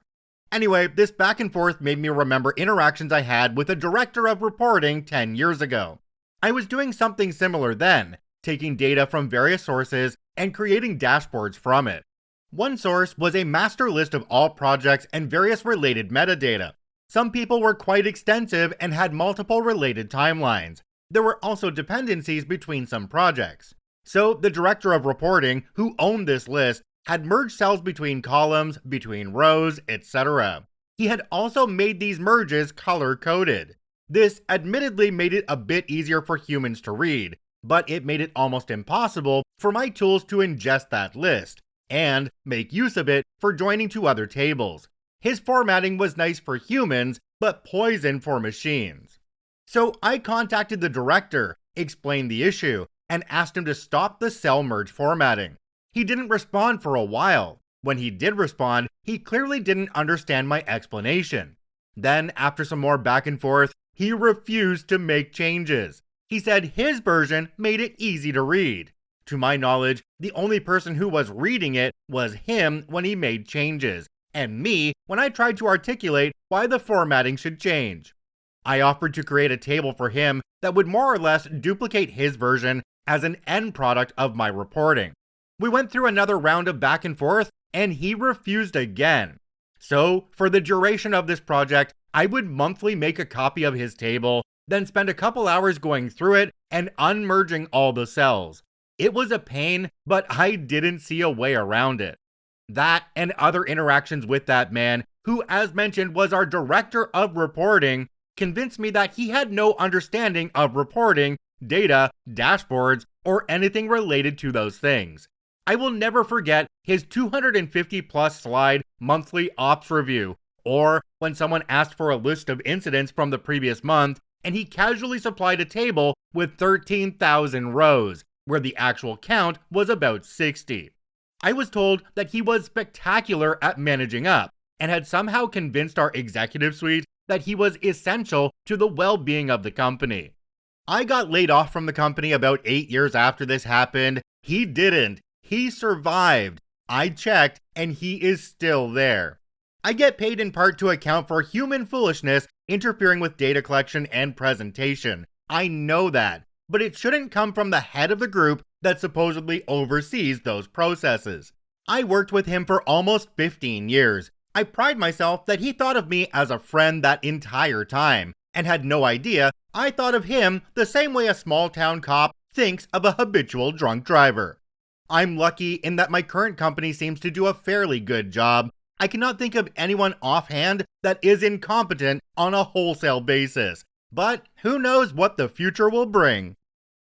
Jumping down to the comments on this one, we have one from a user called Micken Fox. It says, I wish managers would just believe programmers when we say, no, this can't actually be done, or shouldn't. Because everything in software that feels like it should take 5 minutes actually takes 2 to 4 weeks to do properly. If you don't do it properly, it just leads to more work. And that's not because your programmers are bad, it's just how it is. It's better to accept the limitations of computers and get a system that does one thing properly, rather than demand one that does 10 things and then breaks every week. OP responded to this one and said, my main struggle with changes is how to approach projects from the beginning. I've spent lots of time building things that are carefully designed, easily refreshable, easily modifiable, etc., just to have them become a one-off that are never touched again. So, lots of wasted time. And I've created things that are effectively just a quick blitz of manual effort, only to have them incrementally transform into a massive ongoing project that needs constant care and feeding. But since I didn't design it that way, it's a huge pain in the butt to make changes. More than once, I've nuked everything I've made and rebuilt it. I've learned to inquire of the requester, do you expect this to be an ongoing ask? I've also learned that many times the requester either won't know or the ask will become ongoing once the audience sees the result. This is the kind of thing where OP needs to be recording exactly what they're doing while they work, and once a month, when they're working on that spreadsheet from their director of reporting, they need to make sure that in their log is 2 to 3 hours of fixing problems that the director of reporting didn't want to do. I honestly don't understand how people stay in jobs with such incompetent people at the helm. Mind you, I did spend a whole 3 years working for Rick, so I guess I kinda get it. Oh yeah, and also, screw you, Rick. This story comes to us from Mitchy Laser. Spaces are not invisible magic. I work at a university where I occasionally help students with their IT problems in our computer lab. Usually, I get maybe a few visitors per month. We only have approximately 600 students using these computers. And most of the problems are pretty straightforward and indeed not really a user error. But this one made me seriously reconsider my life choices. I can't log in on my computer. Are your credentials working on any of the web services from the university? Yes, I can access these sites. Shows me on her phone as proof. Just for context, we use the same login credentials for everything, all computers, web services, lab and exam registrations, and for the Wi-Fi access. Alright, could you please try to log in on one of the lab computers while I watch? I already opened a remote session to look out for error messages, and out of the corner of an eye, I start watching her starting the login procedure. She types in her username, which follows a known pattern for everybody, then hits the spacebar a few times. Her hands move from the computer into her pocket and grabs her phone. After a few seconds, she slowly starts typing a line, random generated cryptic password from her password manager into the username field, letter by letter. The whole password ends up in the username field in plain text because that field doesn't mask input like the password field does. Then she cuts it from the username field and pastes it into the password field. And, surprise, the login fails. Why? Remember those taps on the spacebar earlier? Well, some of them ended up in the username input field, and some others were moved to the beginning of the password. Now, neither of the fields are correct. It took me a while to explain that white spaces actually matter in login forms, and even more time to convince the person that a cryptic, unmemorable password from a phone for daily logins at a public computer lab may not be the best idea. Jumping down to the comments on this one, we have one from a user called McCurry22. It says, I do applaud her for using the password manager, but yeah, if you're going to have to log in daily to a public computer with that password, it better be something easier to type. OP responded and said, especially in this case, everybody can see the password typed into the username field. This makes the password manager even less secure than a regular, short, and weak password. Alright, I might be dating myself here, but I remember back when email addresses were just starting to become a mainstream thing, and having to explain to people what the @ symbol was and where it was on the keyboard. Yeah, just look for the little A with the circle around it. But then they ask you, well, I pressed that and it only comes up with the number 2. So what I'm getting at here though is that this was a while ago when email addresses were new, and so they kind of had an excuse for not knowing what the @ symbol was or how to properly type in an email address. OP in this case is working with a student, modern times, who is going to a university and doesn't know how to log into something properly. What the actual F is going on here? This story comes to us from Chakoti. Server migration support appointment cancelled due to pool party, or adorable tech support. I'm a sysadmin 2nd and 3rd level support in the higher learning sector. I know. In particular, I oversee one of several remote offices, one admin per location, while the bulk of the IT department sits somewhere west in the main offices. The bulwarks of the East meet up there with the rest once a year for meetings, excellent food, and heavy drinking. These people have seen me down a large mug of beer I didn't want it to go to waste in a medieval-styled restaurant just as we finished paying, and promptly throw up while leaning against the stop sign outside. They have also witnessed my glorious entrance to the following year's actual meetings as I reenacted the Fight the Power bit from House MD, complete with cane and shades, to the amusement of our heads of IT in particular. We also play Helldivers together. My point is, we get along well, and I can share a lot of things with these guys and gals, as long as I keep it to IT internal. So when we started to finally migrate all Exchange profiles of previously acquired Company B into our Company A servers, there were some issues, and the memes were flowing aplenty. See, when the profile on the new server has the exact same name as the one on the old server, the existing logins on the thousands of students and teacher devices kept pointing towards the now offline and serving purely as an archive Company B server. Because this is a local issue, you can't solve it with fancy admin tools and have to make an appointment, with every single user experiencing this problem. Naturally, we made PDFs with guides, sent out info emails, a lot of info emails, most of which seem to have gone unread, which isn't our fault.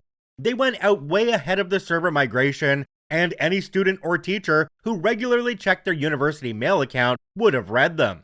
We got plenty of people sorted during the month-long migration window, and it seemed fine, until at the end of the month, the old server went offline as planned, and a disturbance was felt in the force, as though thousands of users suddenly cried out in terror as they couldn't log in anymore. The apocalypse. There were easily hundreds of requests and even complaints to higher-ups as we tried to stem the tide of users who could not log in, or rather, who hadn't done the migration properly, or simply not bothered to read the several mails we sent out about it. This was somewhat bad timing, as a lot of them were nearing the end of their studies, which meant tests, which they needed access to their emails and Teams for. It was a simple fix almost every time. Delete all traces of the old login session token pointing towards the old tenant, uninstall programs, restart the device, reinstall, and log into the migrated email account. As these were not our internal workers with the default company laptop who had been successfully migrated the previous month, everyone had something different. We got iPhones, iPads, various Androids, Windows devices, and the enemy, macOS, which fought every attempt to troubleshoot it, kicking and screaming. I hate Apple. MS too, but Apple is worse. Great for media design and ease of use, but as soon as you try to do anything deeper than that in the system, the smooth, polished MacBook user experience turns into a tungsten brick wrapped in Tatooinean sandpaper. Anyway, after a couple of days of this, our heads of IT decided to put a stop to the email ping pong happening in the ticket system, and readied a link that let users book an appointment with a support tech, assuming their Outlook calendar wasn't blocked at that time, with the command to throw this link at anyone who sent in a ticket even vaguely smelling like a migration issue. There were so many appointments.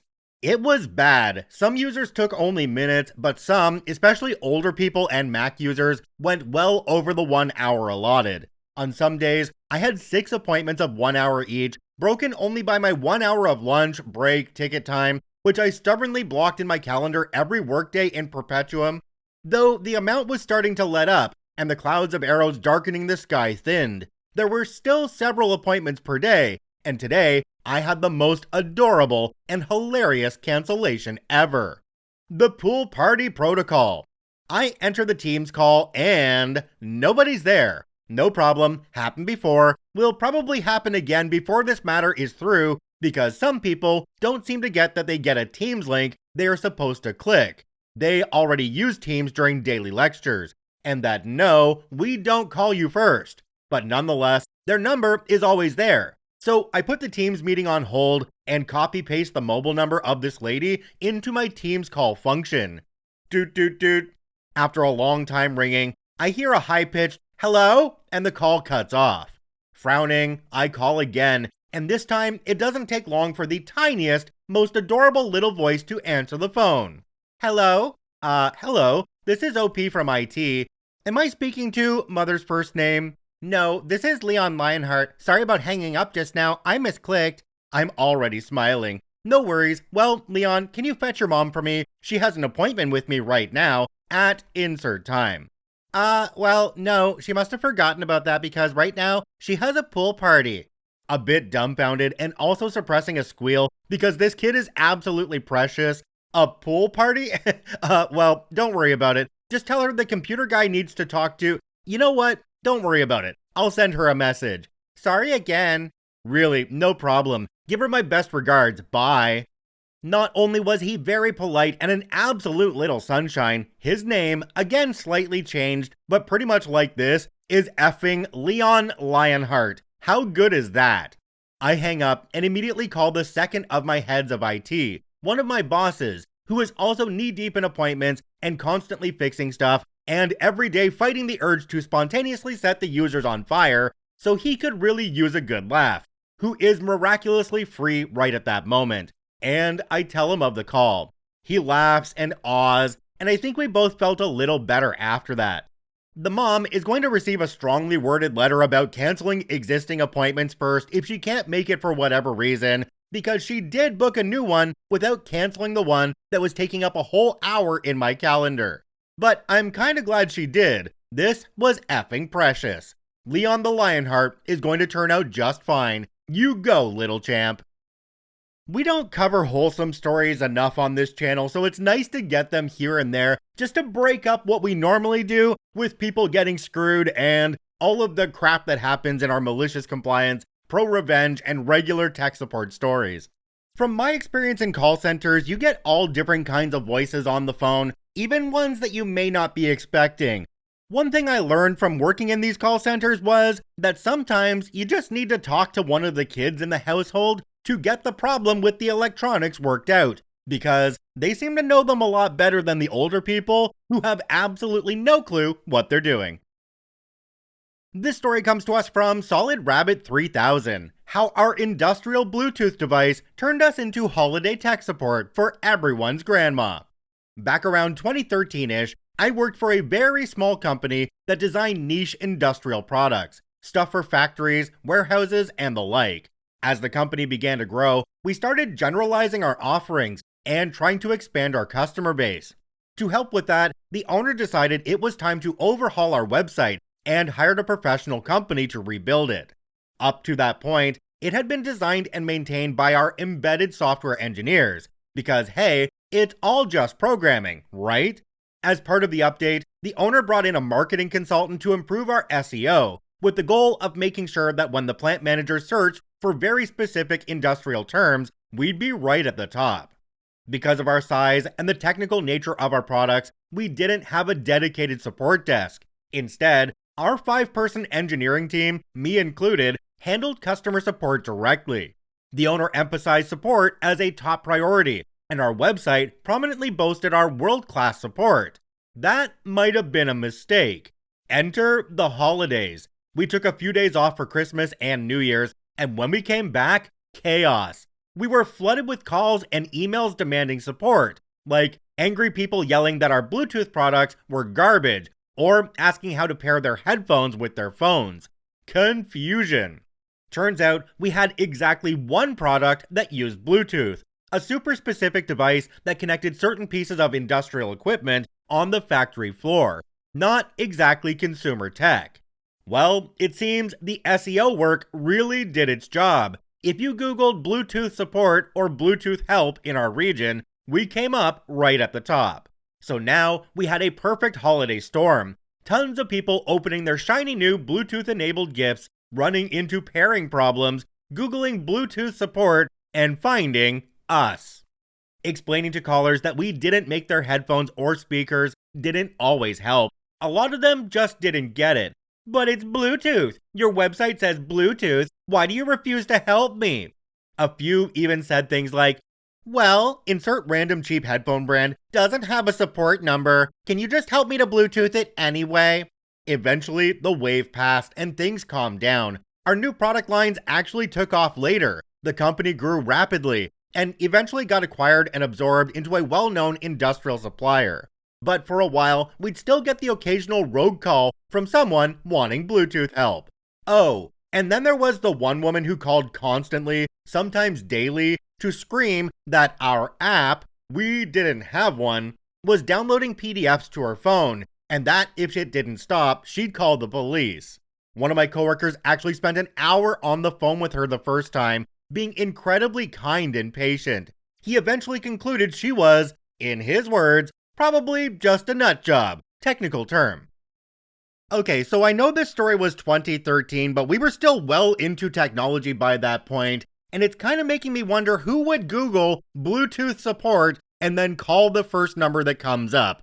I thought it would just be common sense that you would call the manufacturer of the item that you're trying to use, but I guess common sense really isn't that common. We learn that when we talk to people on a daily basis. This story comes to us from Salivora M. How asking one simple question could have saved me days of work. About 20 years ago, I worked in a meat processing plant. Back then, I did an unpaid internship there in order to get my qualification to go to a technical university, and I was hired to help with phasing out older computers and replacing them with new ones. The process was easy. They bought a bunch of new computers. We, that is my boss and I, were tasked with setting them up and then replacing the previously best machines with those new ones. The machines we took away from them were cleaned up and would replace even older machines and so on, with the end goal of replacing the machine in boning, the place where the meat is separated from the bones for further processing, which still ran on DOS. Among the recipients of the newest machines was one older lady that was scared of technology, and especially any changes to her work environment. She was sweet and kind and utterly helpless when it came to anything IT. She was also close to retirement and also managed to use the software she needed for her daily work. So no one was angry when she needed help because she accidentally hit the wrong keys on her keyboard, and now Excel looked funny. She managed to hide the taskbar. In order to make the transition from her current computer to the new one as easy as possible for her, I recreated her current environment as closely as possible. Don't ask me how, but I was able to log in as her. She might have given me her password, or maybe we had gotten an image of her machine or something. I really do not remember anymore. Her desktop was a mess. Every bit of space on the screen had the icon of a program on it. As this was 20 years ago, and the screens were smaller back then, I think she had about 30 or so icons in total. So in order to fulfill my task, I looked up every program on her desktop, downloaded and installed it. If they had newer icons, I made sure to change those to the older icons she was used to. All in all, setting up her PC took me a few days with all the added work, instead of the 1 to 2 hours I needed for all the others. I installed the new machine at her desk after she was already gone. She only worked half days, and left a sticky note to call me when she came in the next day. The next day came around and she called, and I went to her desk. First hurdle, how to switch the box on, by pressing the one and only button on the front of the box. She was happy to see how quickly it booted up, and even more delighted to see all her familiar icons and even her dog, her desktop background. Then I asked her to test a few of the programs she needs on a daily basis. She opened Excel and 2 more custom programs that had been made for my company, logged into all 3, and clicked around a bit, once again happy that everything worked the way she's used to. I asked her to test some of the many other programs as well. I was afraid that the versions I had found were too new for her, and I would have to hunt down the older ones. And she told me, "Oh, I don't really use those, only to add a heartbeat later. Can they be removed?" Cue internal screaming. So in this case, OP completely overcommitted to a task without talking to the actual end user of the computer, and did a ton of work that they really didn't need to do. So I hope OP learned a lesson in this case. Speak to the people that use the computers that you're about to change things on, because it might cut you down, in this case, about 3/4 of a day worth of work. Geez, OP, come on. Our last story is a short one that comes to us from a name that we've seen in the comments many times, Glenn Marshall. Power off. A friend of mine left a voicemail asking me how to turn off his laptop computer. He just converted from Windows 10 to 11 and thinks the shutdown procedure has changed. He is one of the many computer users who learned by rote, which is memorization by repetition, and lacked the context to adapt to change. I responded with an email telling him to press the key he uses to turn on the computer.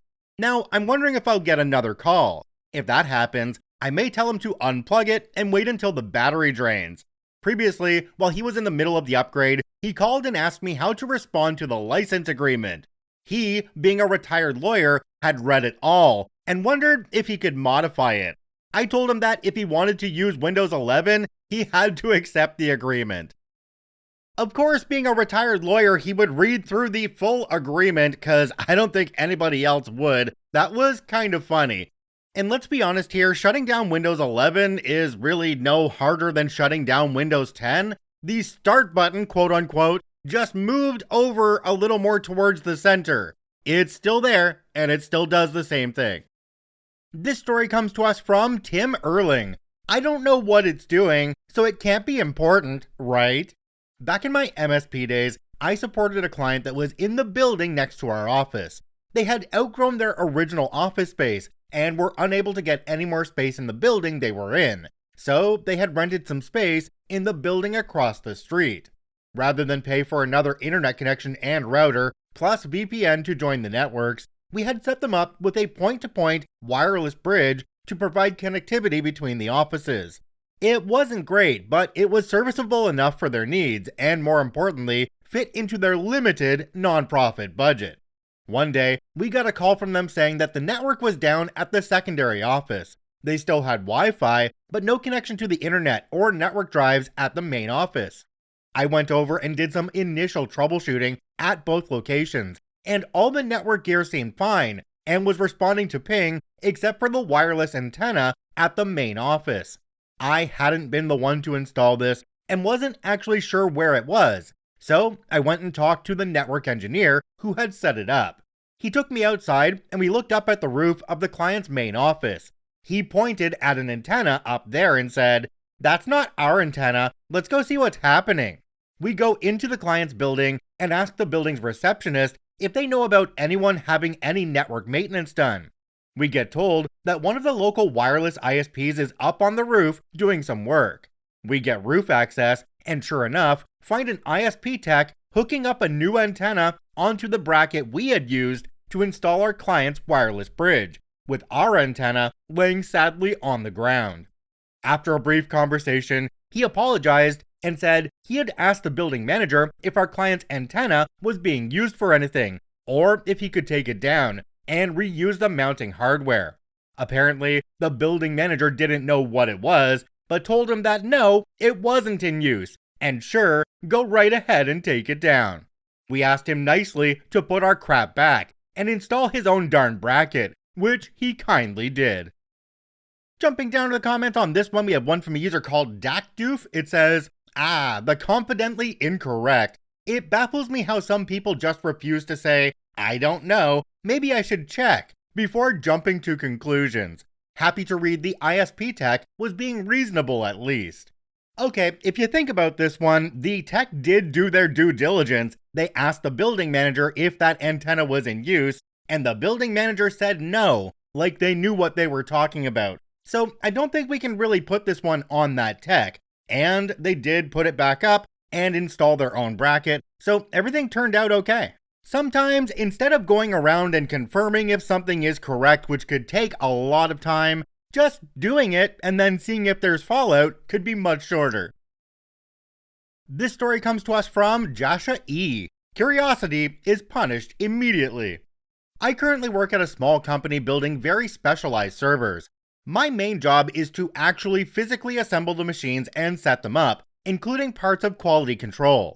As I am still in training, not specialized at all, and it is a very small company, I also became the de facto administrator for our ticketing system.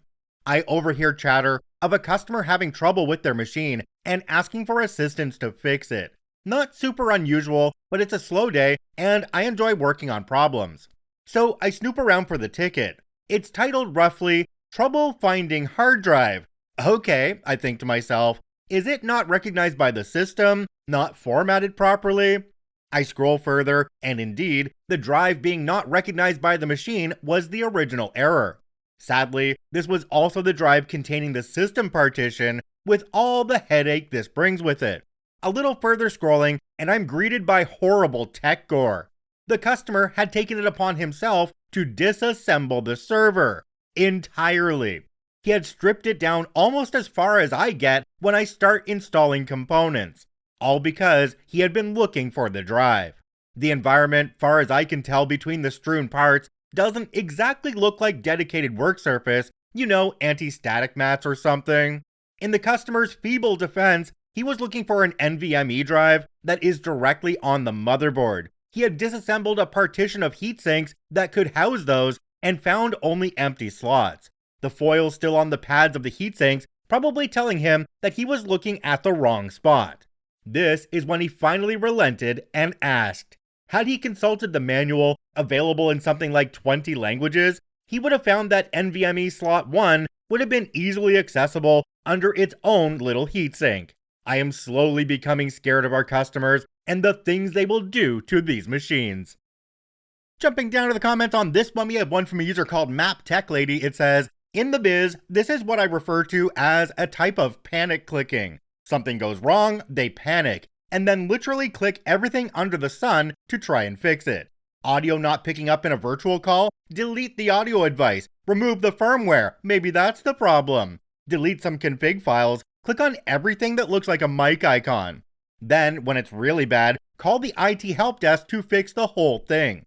At that point, we can't do anything because of missing config files, so we have to rebuild it from scratch. Good times."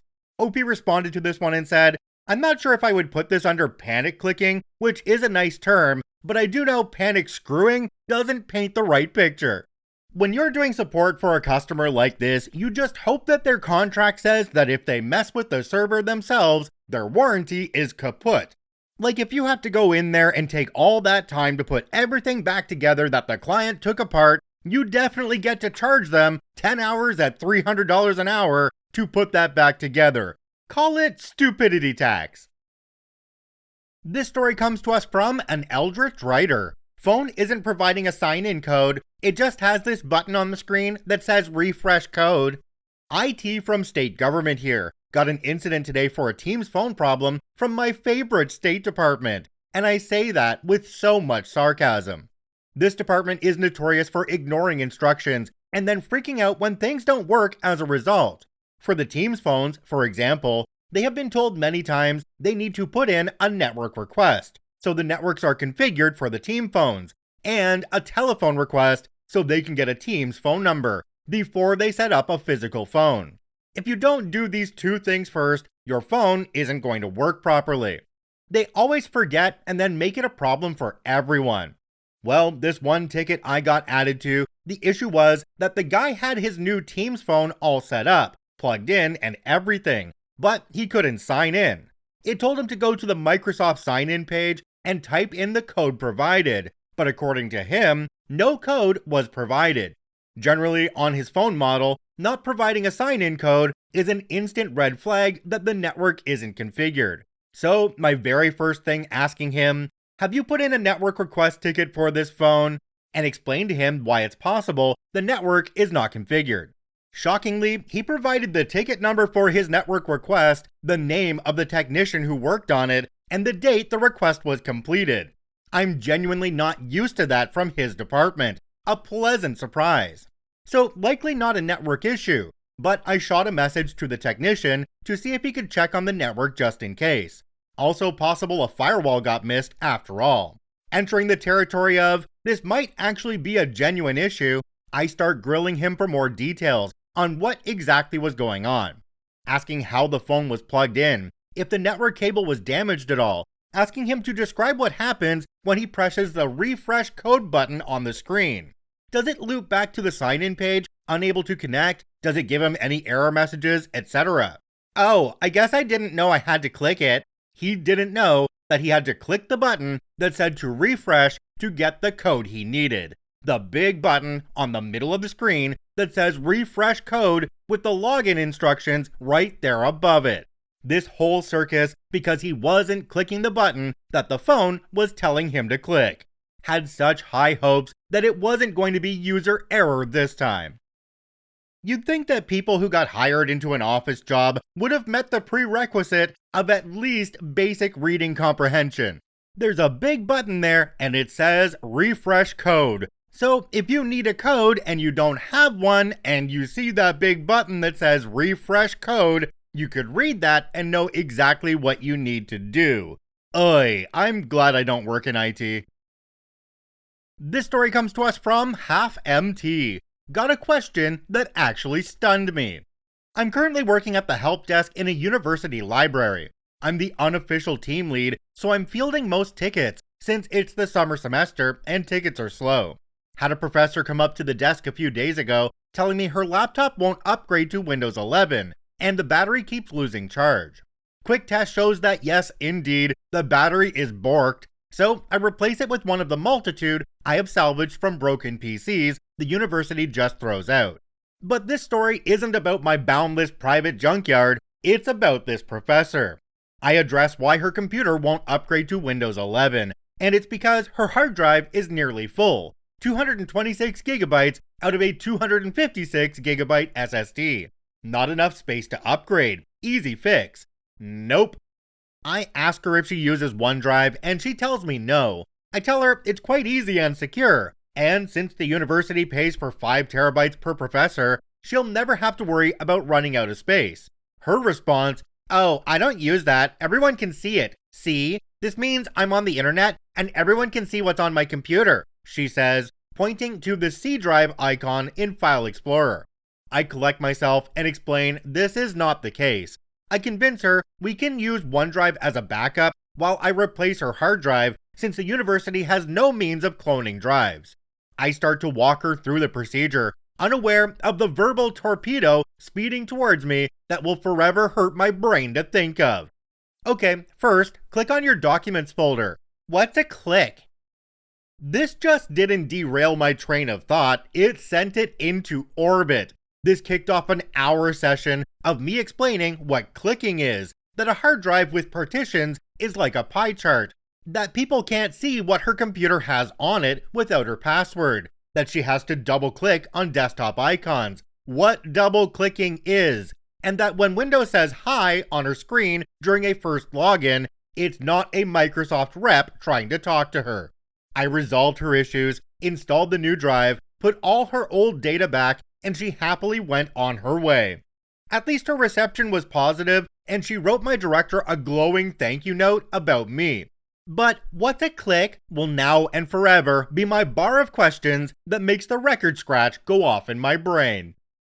Jumping down to the comments on this one, we have one from a user called Direful Adam. It says, "I get that response often whenever the need to right-click comes up. Suddenly, as soon as they acknowledge the second button on the mouse or trackpad, they're now unable to use the computer they've had for 10 years, because before they click on anything, they have to ask left or right click, even though they only needed to right click that one thing that one time. Unbearable." There's a commenter down below this one called Atomic Snarl, and they said something that is exactly what I use when I explain left and right clicking to people who don't really know computers. It says, "I've been describing the two mouse buttons as action and choice. Action makes something happen, and choice usually brings up a menu of things to choose from. Emphasize usually." Can we also just take a moment to recognize that the person that OP is helping in this case is a professor at a university? And this professor is asking, what's a click? Yeah, the tech standards for this university's professors may be lacking just a little bit. You know, a smidge. This story comes to us from Zyrak. That time, I got finessed by my coworker. I've been out of IT for a while now, but one of my friends is dealing with a CloudStrike issue that brought down his whole company going on 2 weeks now. It has me reminiscing about the good old days. Back at my last job, I had a coworker who was, to be honest, lazy. He was a good dude, always left a room with everyone smiling and laughing, but didn't do anything he didn't have to do. Anyway, Dan, as he will now be called, stopped by my office looking for a 50-foot Ethernet cable. We generally didn't need cables that long, and didn't keep a lot of them on hand, so I asked why he needed it. He decided to show me since the office he was hooking up was right down the hall. We walk into a rectangular office with a printer in the bottom left corner and one PC in each of the upper corners. Problem was, there were ports in the upper corners and the bottom right corner. Dan was going to run a 50-footer all the way around the room clockwise to the port on the bottom right, to avoid the door to the office. Now, I explained to Dan, we don't need to hunt down a 50-foot cable, we can get away with using shorter cables if we go from the printer in the bottom left to the port in the upper left, from the PC in the upper left to the upper right, and from the PC in the upper right to the bottom right. Dan didn't get it, so I explained it again. Dan still didn't get it. At this point, I just said, "You know what, Dan? I'll take care of it." As soon as I said that, he had a huge grin, shook my hand, and was gone before I could say another word, leaving me standing in that office with its soon-to-be occupant staring at me expectantly. I instantly knew Dan had played me, and I walked right into it. I wasn't even mad, I admired his commitment to the bit. Wherever you are, Dan, I hope you're still playing junior techs for the fool. Yeah, this is a case where you could actually educate this person on how things are supposed to work. You could say to them something like, yeah, this is still your job, so you're gonna help me because you need to learn how to do this. Dan sounds like the kind of person that will push off any job they can onto somebody else, so if you can hold them to it and actually get them to do the work, maybe they won't come to you again and try to dupe you. This story comes to us from Only West 1. Why don't people listen? I've been in systems roughly 10 years at this point. If I miss one syllable, someone says, I'm an evil bastard. There is no winning. Someone sends a 13-thread email chain and wants me to piece together what they need. Now, I can try and piece it together and miss something and they get mad, or I can flat out say, could you please summarize what it is you need from me? I feel if I try to piece it together, I will miss key information. Now, both approaches are going to get someone mad at me, but I'd rather they be mad at me and I have all of the information. Meanwhile, no one listens to me. I was in a meeting Friday and said, I have addressed both the functionality and config item. And this woman spoke after me, see, OP is only talking about the config item, we need to address both. This was a recent interaction with an exec. A C-level executive asked me to send credentials for a new hire. I sent them in an encrypted internal email. She replies verbatim, I did not receive the email. This was odd. She was receiving all my other messages, and this is an internal email. Still, I gave her the benefit of the doubt and sent it again. Her reply, I did not receive the email. I ran a trace. It showed as delivered. I followed up. It shows delivered. Please check your junk or deleted items. Her response, I did not receive the email. So I checked her mailbox from my end. Sure enough, the emails were sitting in her deleted items. I let her know. Again, she said, I did not receive the email. At this point, I called her. She shared her screen, opened her deleted items, and there they were. I asked her to open one. She said, but they're blank. I explained, encrypted emails don't display in the reading pane. You have to double-click to view them. I also politely pointed out the text in the reading pane that explained this. Here's the wild part. She was getting the emails, was deleting them, and never once said, they're coming in blank. She insisted she wasn't receiving them at all, even after being told they were in her deleted folder. Not once did she mention, oh, I deleted them. Jumping down to the comments on this one, we have one from a user called Ubera90. It says, users being users, unfortunately. You just have to remain polite and make sure you don't come off as passive-aggressive, even though the lack of common sense is infuriating. They will pick up on passive-aggressiveness, even though they can't follow simple instructions, unfortunately, and you're better off if the user likes you.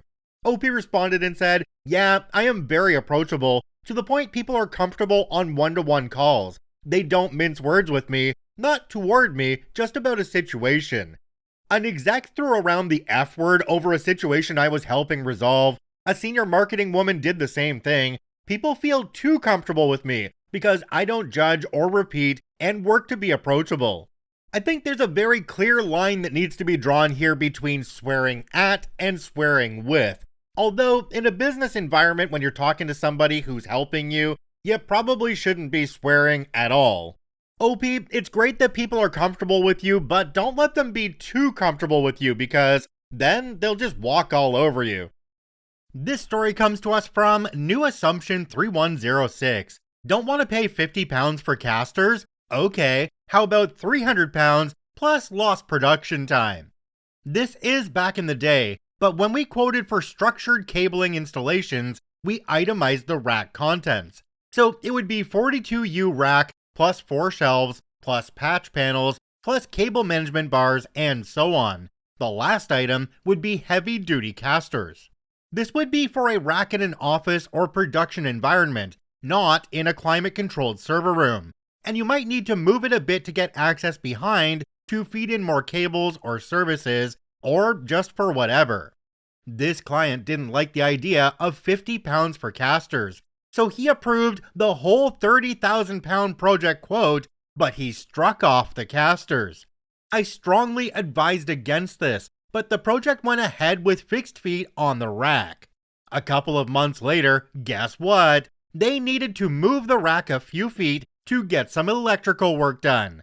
That's fine, we can do that. We just have to shut the network down, remove all the equipment from the rack, lay it on its side, change the fixed feet for casters, upright it, reinstall the kit, and off you go. He saw the irony. I stopped itemizing rack components.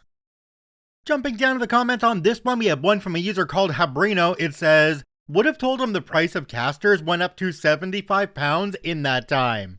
You know, I don't agree with this commenter because I think you could tell them that they went up a lot higher than that. You have the downtime of the servers that cost them money, and you could just charge more for these casters because it would be less expensive than the downtime of the servers by quite a bit, even if you charged 100 pounds for the casters.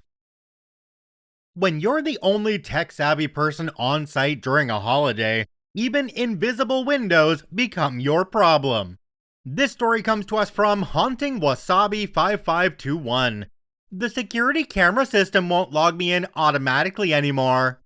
Yesterday something happened at work that reminded me of stories on this subreddit. So I work in shifts as a technician in a data center. Outside of office hours, there is only me and some security guards on site. While IT-related problems are usually not for us techs to deal with, as we have an IT department for this stuff, we technicians are often the first line of fire when an IT problem surfaces because we are always on site. Yesterday was a national holiday, so no one on site except me and the security guards. One of the guards calls me and says his security camera system won't log him in properly anymore and shuts down immediately when login is done. I explained that I have no clue about the IT side of things, but I can at least take a look to see what's up.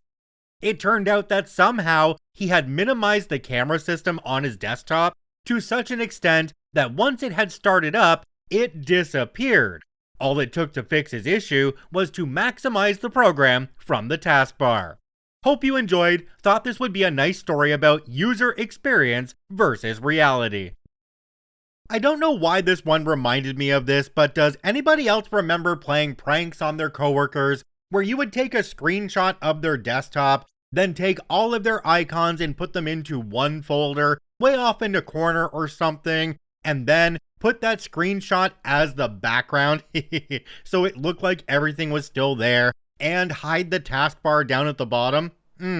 I miss those days of making people wonder what the heck was going on when all of their folders weren't clickable anymore, and the start button itself, well, it doesn't do anything. Something must be frozen, right? Sometimes the biggest office mysteries can be solved in under 5 minutes, if you know where to look. This story comes to us from Speddy23, 5 minutes of helping a colleague equals cookies and a thank you note. A colleague of mine that works in finance downloaded a comma-separated values file from a bank and opened it in Excel as she always does. Said file was basically all the transactions for a particular month.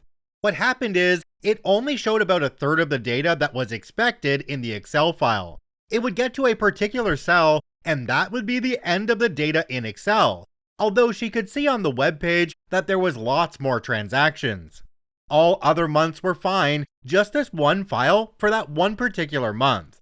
So she calls our internal help desk. They take a look and say, it must be something wrong with the bank or the file, and suggested they contact the bank. She contacts her bank by phone, and they say they don't know what to do, but to contact the business banking team via email. She contacts the business banking team via email. They say they can't assist with this, but to contact the bank's internal IT help desk. She contacts the bank's internal IT help desk, who say they only assist bank employees and not the public, and suggested she calls our own internal help desk. Eventually, she messages me on Teams and says, although she knows this isn't what I look at, she has spent 2 hours contacting various teams and no one will assist. I head over to her desk to take a look and notice where the data discrepancy between the website and the CSV file is. Right where the data cuts off, I notice a single quotation mark, just one double quote character in one of the fields. With a CSV file, if you want to have something literal in there, like a comma, you need to put a quotation mark at the beginning and end of something, such as quotation, comma, quotation. Opening the file in Notepad, I could see that all the data after the quotation mark was not showing in Excel, and in the entire CSV file, there was only the single quotation mark. All the data was in the CSV file. So remove the quotation mark and save the file. I then opened it in Excel and all the data was showing as expected. So it seems with Excel, if you have a CSV with a single quotation mark and no second quotation mark to delimit it, it will ignore all data after the quotation mark. I explained this to my colleague who is just ecstatic that this is working now and understands what is going on.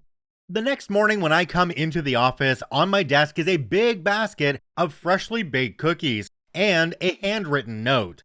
The note explains how, without me working out what was wrong, she would have had to spend several hours copying and pasting, field by field, for hundreds of lines from the website to Excel. Jumping down to the comments on this one, there's one from a user called Not Yet Ready to Retire. It says, I found out early on in my career that an evening baking chocolate chip cookies paid huge dividends in having future requests be acted upon favorably. Anytime I needed special favors or needed forgiveness for some infraction, 144 freshly baked chocolate chip cookies saved the day. Wait a minute, where are we getting 144 from? These are tech support people. Don't you think you should have cooked up 128? Or maybe even 256? Or 512? Or 1024? Come on, you know you gotta stick to those numbers. The ones that the tech support people are really used to. Besides, I would love having 1024 cookies on my desk. Also, I would be fat. Just saying. When someone says the internet is broken, you brace for anything. But you still won't see this one coming. This story comes to us from Unicycle Loser, blank monitor equals IT blocked the switch. Over the past few months, we've been slowly building up one of our field offices as they've been hiring people, which means sending out the occasional new workstation, monitors, etc. for new users to log into. They get the PC, plug it into the switch on site, and go. Pretty standard and no issues up until this one. One day, a ticket comes into the help desk from the office admin out there that says, can we please unblock port X on the switch so the new guy can access the internet? Immediately, I raise an eyebrow because we don't block the internet on any of our switch ports at any other sites, and it wouldn't make any sense for just this one port not to work when we've been sending them new machines for weeks now. So I grab the ticket and do a bit of investigative work by opening up our remote access software where I can see the PC clearly showing as online, as well as logging into the firewall and seeing the PC connected to the switch port in question. I responded back to the ticket saying things looked okay from my end, but figured I might be looking at the wrong PC, and asked her to confirm the name of the machine. We stick a label with the PC name on every PC we send out. Crickets. 5 minutes later, the foreman for the site calls my coworker annoyed saying, you guys need to fix this. This guy is just sitting here unable to do any work. And moments after that, the user himself sends in a ticket with the same description as above. Please unblock port X on the switch. So now I'm getting annoyed, and after finally tracking down their phone number that everyone neglected to give us, I give the guy a call.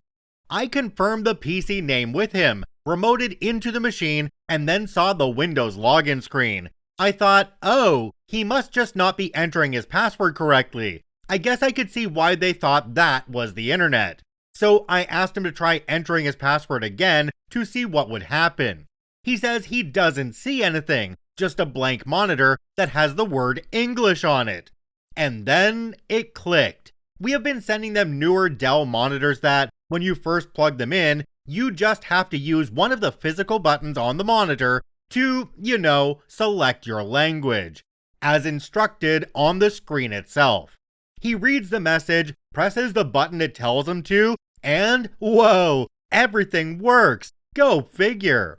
Now, like a lot of you, I'm sure that when someone describes an issue like, the internet doesn't work, you run down the mental checklist of other stuff that might actually be going on that they lack the tech literacy to describe.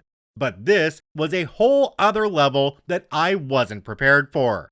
How you get from a blank monitor to the firewall port is blocked is such a baffling big stretch that I'm still not quite sure how they arrived there. Jumping down to the comments on this one, we have one from a user called The Real Tinfoil 666. It says, I suspect that at some point in the past, this particular user was unable to access the internet on his work computer, and the problem was, in fact, a blocked switch port. Ergo, anytime that user cannot simply go to the internet, it must be a blocked port. I love users that just don't understand how things work, even when it's something painfully obvious, like when you have a hurricane go through an area and there's no power and definitely no internet. Somebody calls in and says, well, can you send out a technician to get me online tomorrow? No, we can't. Go away, you're too dumb. Tech support in the early 2000s was full of surprises, especially when users had no idea what they were looking at. This story comes to us from Remarkable Degree 252. The foot pedal? I used to be a tech support representative long ago, right around the time when Y2K was a major concern for a lot of people. You would have thought it was the end of the world, honestly. Anyway, I was supporting the customers of a particular computer company when I got this call. Thank you for calling Computer Company Tech Support. My name is... And so the intro goes. I get the customer's name and his computer's information and ask how I can be of service. This was his response. Hello, I've got the television, the typewriter and the box it all plugs into, but what's this here foot pedal for? I was stumped. Foot pedal? Sir, could you please hold a moment? I'd like to look this up if I could. Customer was a really nice guy, honestly. Well, sure, I don't mind. I put him on hold, began thinking, what was going on there? Television, typewriter, box, foot pedal? Oh, Lord, forgive me. It was at that moment when I threw my hand over my mouth and started giggling uncontrollably. I realized what he was talking about. After taking a moment to calm down, I composed myself, took a deep breath, and brought the customer back from hold. Sir, that isn't a foot pedal, that is your mouse. It moves the arrow around on the screen so you can click the little buttons on top of it to open programs. Then, I referred him to a community college course in his area so he could take a basic computer literacy course. Sometimes, all people need is a nudge in the right direction. I do remember in the early 2000s there were so many people who were getting their first computers because they had just become cost effective to have in your home, and there were a lot of people who just had no idea how they worked. The user that OP was dealing with is the kind of one that would call back once everything was up and running and ask, how do I use the cup holder? I saw it out the other day, but I don't know how to get it back out. Where am I supposed to put my coffee? Running out of storage space is pretty common, but not usually because of a full HD fantasy trilogy. This story comes to us from ScrumTool. Kudos for choosing the extended cuts, I guess. I've told this story a few times, but never wrote it down anywhere. Was working on the help desk for a company that had a lot of different divisions that all reported to the same corporate. One day, I get a call from one of the corporate users stating his laptop appears to be out of storage. I'd been working on my own flash drive full of useful IT tools and remembered WinDirStat, a data visualization tool for your hard drive. I'm thinking, okay, let's fire up this tool and see what's up. Immediately, I see 3 giant blocks, each one a single file. I check the top of the app and see they are all in a single folder. Head down and click on one of them to get the file name, and Well, that would explain it. Sir, do you still need the Lord of the Rings extended cut Blu-ray trilogy on here? We can delete that and make some room. For reference, the trilogy is somewhere north of 100 gigabytes for 3 video files. I got a real quiet nope out of him, deleted the files, and he was on his way. Turns out he does a lot of traveling. No idea why he loaded these onto his work laptop and not his own device, but I'd probably want some entertainment too. Alright, so back when I worked for Rick, yes, that Rick, I worked a lot with laptops and computers that customers had from our store, and we would do tech support on them for the time that they were still paying for them. I had a bunch of computers that came back where people said they ran out of storage and they didn't know why, and I'd go digging with their consent, of course. I found a lot of things that I never ever want to see again. Videos, pictures, collections of movies that you can't mention on YouTube, and one really questionable one that actually made the police come out because of what we found. That's a story for another day, maybe for the Karma Crew members, because it would very quickly get demonetized on YouTube itself. And just a reminder, if you want access to the exclusive content, you can click the join button down below any video or the link at the top of the description down below to join the Karma Crew. This story comes to us from Speddy23, a prime example of why the first rule of IT is cover your butt and document everything. A few years ago, one of the tasks I was working on was converting network drives to SharePoint shared files. If you don't know how these work, you log into the relevant SharePoint, go to the document section, click the sync button, and it adds it to your Windows Explorer. From there, you can treat it basically like any other folder. What we do is pre-sync the files and overnight do the actual cutover, so there is minimal chance of people working on files at the cutover time. There was one particular drive I was converting that was related to finance. I reach out to the owner of that network drive over MS Teams, explain what I plan to do, and ask if they can advise who should have access to the SharePoint when the files are moved over. I can't remember the exact wording, but the reply over Teams came across as, everyone who has access to the network drive should have access to the SharePoint, and that part should be obvious to me. I confirm via Teams that I will cut over the files overnight on a specific date. Everyone who currently has access to the network drive will have access to the SharePoint, and I will send out an email to those people how they sync to the SharePoint. I then copy and paste the Teams conversation into the ticket, perform the cutover as agreed overnight on the night, and send out an email to all relevant users explaining how they sync to the SharePoint. The next morning, an email with the high priority flag gets sent from the aforementioned owner of the network drive to me, the CIO, the CTO, CFO, my manager, the help desk manager, the finance manager, basically everyone short of the Queen of England.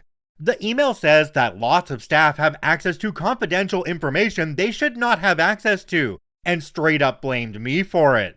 Before I had even read the email, the CIO had already done a reply all. He has looked up the ticket, seen the Teams message I copy-pasted into the ticket, and showed said MS Teams conversation. He stated that I was requested to copy over permissions by that person, which is exactly what I did. That is the reason that these people have access to the confidential information. It's amazing how fast the email chain changed from "why did this happen" to "how can we fix this?" To save this turning into a 70-page novel, what had happened is, although a lot of people had access to the drive, not everyone had it mapped as a letter, or even knew they had access. An emergency review was done on who should have access, and the access list amended accordingly. Getting confirmation on what was being done and documenting it saved me that day from being thrown under the bus, and also demonstrated that day that our CIO had our backs. Jumping down to the comments on this one, we have one from a user called Silound. It says, "The bane of support emails. People who think it's acceptable to email the entire management chain with their tantrums."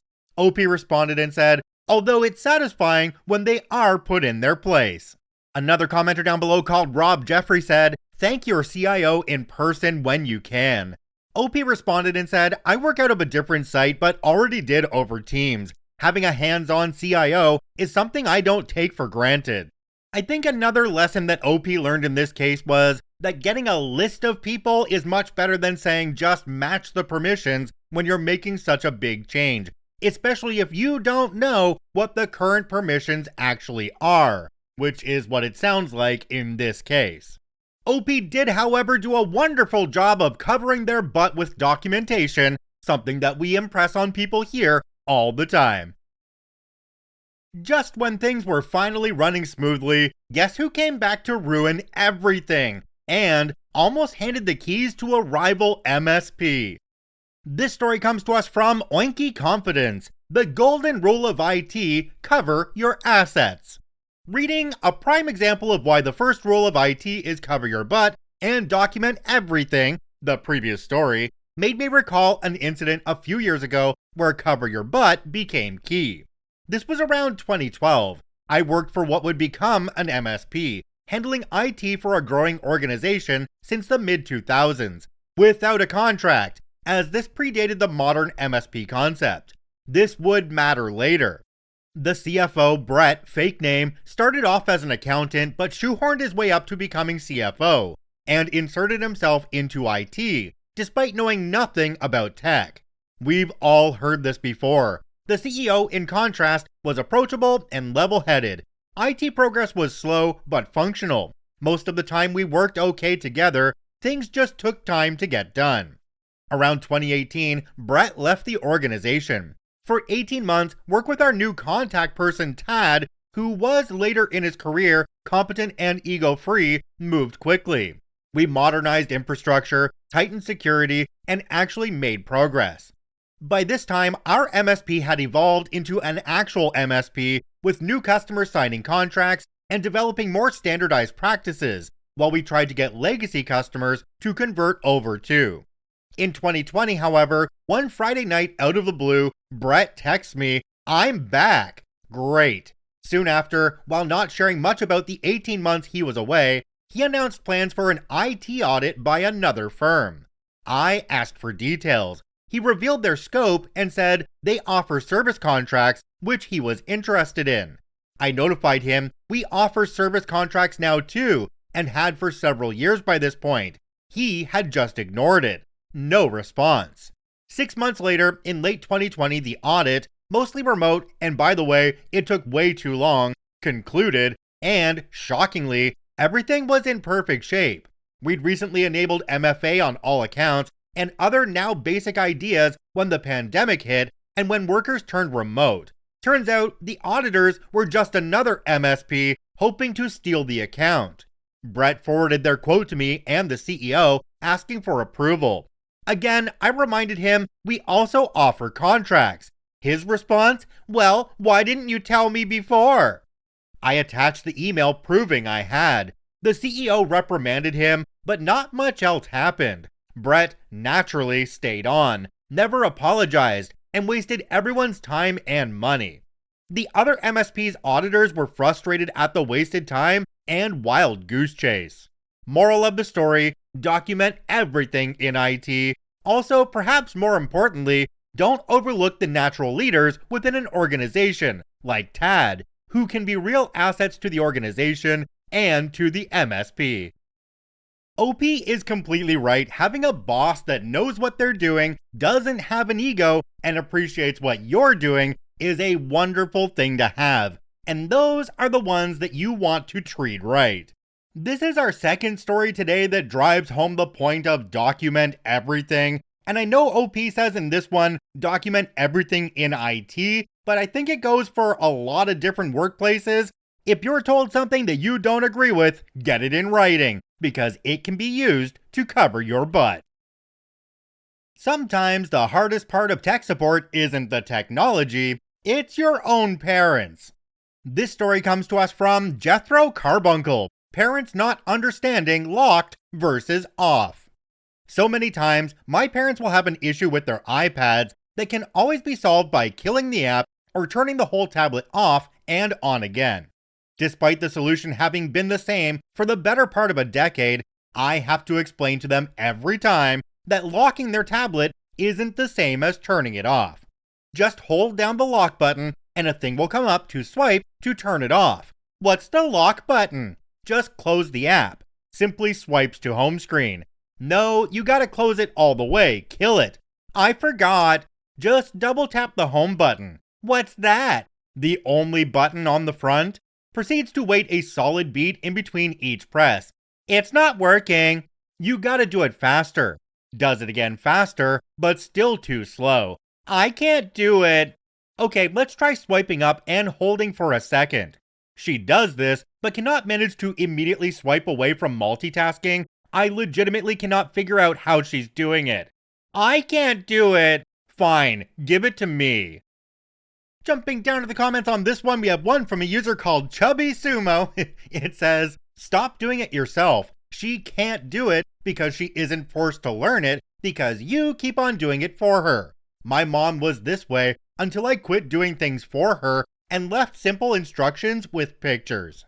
Another commenter down below called Azalin said, for older people with zero exposure to computers, tablets are less intuitive than a regular mouse and keyboard. They are used to having actual buttons that do things. Tablets require navigation using gestures versus just clicking a button, especially with age where you start to lose feeling and dexterity in your fingers. My family bought my 99-year-old grandfather a tablet that he constantly struggled with. I bought him a Chromebook and he can use it just fine because every action has a button or an icon to click. He has printed instructions of what to click on and when, and they're easier to follow than something like, with 3 fingers, swipe down from the top of the screen, etc. Okay, my issue with this one is that OP was obviously right there with Mom because OP said to give them the tablet and they would do it. Well, why didn't they just walk them through the steps, showing them where everything is, but having them actually do it? The best way to learn is by doing, and if OP walked them through it a few times, with them doing it but being told what to do, I'm sure it would eventually stick. A simple printer issue turns into a week-long saga involving a locked Mac, a forgotten password, and a very patient support call. This story comes to us from Honey Fix It, how a not printing printer turned into a mess to reset a password. I'm not formal IT. I work mostly with seniors doing small stuff like installing a printer or teaching them how to use a tablet. I was in the building for the memorial of a customer that I had grown quite close to. Another story I will link later. I was helping the daughter of the customer and friend with setting up for the memorial. The lady she was staying with said she was having trouble with her printer and wanted to hire me. I agreed and made arrangements to do the work. She says that it simply won't print. In my mind, I'm already running through the obvious things. Plugged in, turned on, connected to the computer, drivers installed. When I get there, I discover it's a Mac. I'm much more a PC guy, but with the help of Google, I know enough about Macs to navigate to what I need. The obvious all checks out, even the drivers are installed. I check connected devices and the printer shows up. I try to print a test page. I get an error about a paper jam. I check it all out and no jam. So I try again. This time, nothing. No errors, no status, nothing happens on the printer. I check the queue and nothing. So I download the drivers and prepare to reinstall. The system wants a password. She doesn't know it. It was her husband's computer and he had passed away. She had a page of notes he had made and I tried all the passwords there and nothing. I Google how to reset the password and reboot into recovery mode. It wants the old password to reset. We try again and are getting nowhere. It turns out there are 3 users listed, him, her, and admin. The problem is that the Apple account ID is linked to his email address. He was a retired professor at the local university, and the university had gotten rid of all the retirees' accounts about a year ago, so we couldn't access the email. So I've hit the limit of my knowledge and don't want to waste her time spinning wheels going nowhere. So I decided it was time to talk to the experts. I called Apple support and was surprised. I didn't have to navigate through phone menu hell. I didn't have to speak to someone who was just going off a script but had no idea. I got a real person within 2 minutes, and she was very knowledgeable. Turns out the macOS version dates back to 2017. She said that's going to make it more time consuming. So we go through a whole bunch of don't have access to this account, and we're currently waiting for them to send her a new password. At which time, I can finally get back to the troublesome printer. After some much needed updates, of course. The things I do for $30 an hour, luckily I love it, and I meet some really interesting people along the way. Jumping down to the comments on this one, we have one from a user called Taloth Yager. It says, also worth noting, if the printer is throwing up paper jam errors when there is no paper jam, it could be a faulty or dirty sensor in the printer. Might not be driver related at all. OP, I have nothing but respect for you going in and helping out with this memorial for the customer that you enjoyed. That is a wonderful thing. Helping out the elderly with their electronics is also a wonderful thing, especially if you're able to keep your patience with them when they keep doing things the wrong way over and over and over and over again. 1 engineer, 10 servers, and a single disastrous mistake that killed them all in under a minute. This story comes to us from Mother Distance 4714, bricking 10 servers. This is from the old days when I was working for the on-site service of a big PC server company. I was responsible for the on-site service in my region. It was a dark Friday night in September, and I had just lit a nice fire in my fireplace, had a nice hot chocolate, and a book when my phone rang. I needed to head to a client now, as all of his 10 servers were out, and the hotline could not find out why and what to do. As I arrived, I could confirm that indeed all 10 servers were dead, like no light, no nothing. The IT guy was a middle-aged electrical engineer who was very upset and quite angry, and so it took me a little time to find out what happened. Very long story short, the guy thought it was a good idea to do some firmware updates via the IDRAC while no one was there that could complain about the servers rebooting. That is indeed a valid reason to do this on all servers at once on a Friday evening. So he clicked on Update All and went to do other stuff. Then he did a little more, and then he did something else. He told me all he did in excruciating detail. Nothing he did had anything to do with the servers, but he could not be stopped. As the servers were still updating, he then went out to have a smoke. As he returned, the servers were offline, and he was not able to connect to the devices. So he obviously did what any responsible user would do. He tried to power cycle the devices, each and every one of the poor things, the hard way, by cutting the power to the enclosure. This was the exact moment he learned that power supplies have a BIOS too. He also learned that this BIOS can be updated. He learned that when this happens, everything else shuts down. He learned that an update on a PSU is a very slow thing. And he learned that cutting the power to a PSU that is updating instantly kills the poor little thing. Well, I ordered 20 new PSUs. Installing them revived all the servers. Jumping down to the comments on this one, we have one from a user called Winterwind. It says, wife of an IT guy rather than IT myself, but even I felt a chill of dread when you said he power cycled them all mid-update. Patience is a virtue for a reason. It's pretty obvious that this electrical engineer wasn't actually trained in IT because I don't think any trained IT person I know of would update every single one of the servers at exactly the same time. You would do one, make sure it went through okay, and move on to another. If that worked okay, maybe you could do the next 2 at the same time, but never all of them at once. That's just asking for trouble. Alright, let me know your tech support story in the comments down below. If you enjoyed this episode, make sure to follow us on your preferred podcasting platform. If you're on Spotify, please give us a 5-star rating. It really does help us out. I thank everybody for watching and listening. I hope you have a wonderful day, and we'll see you tomorrow.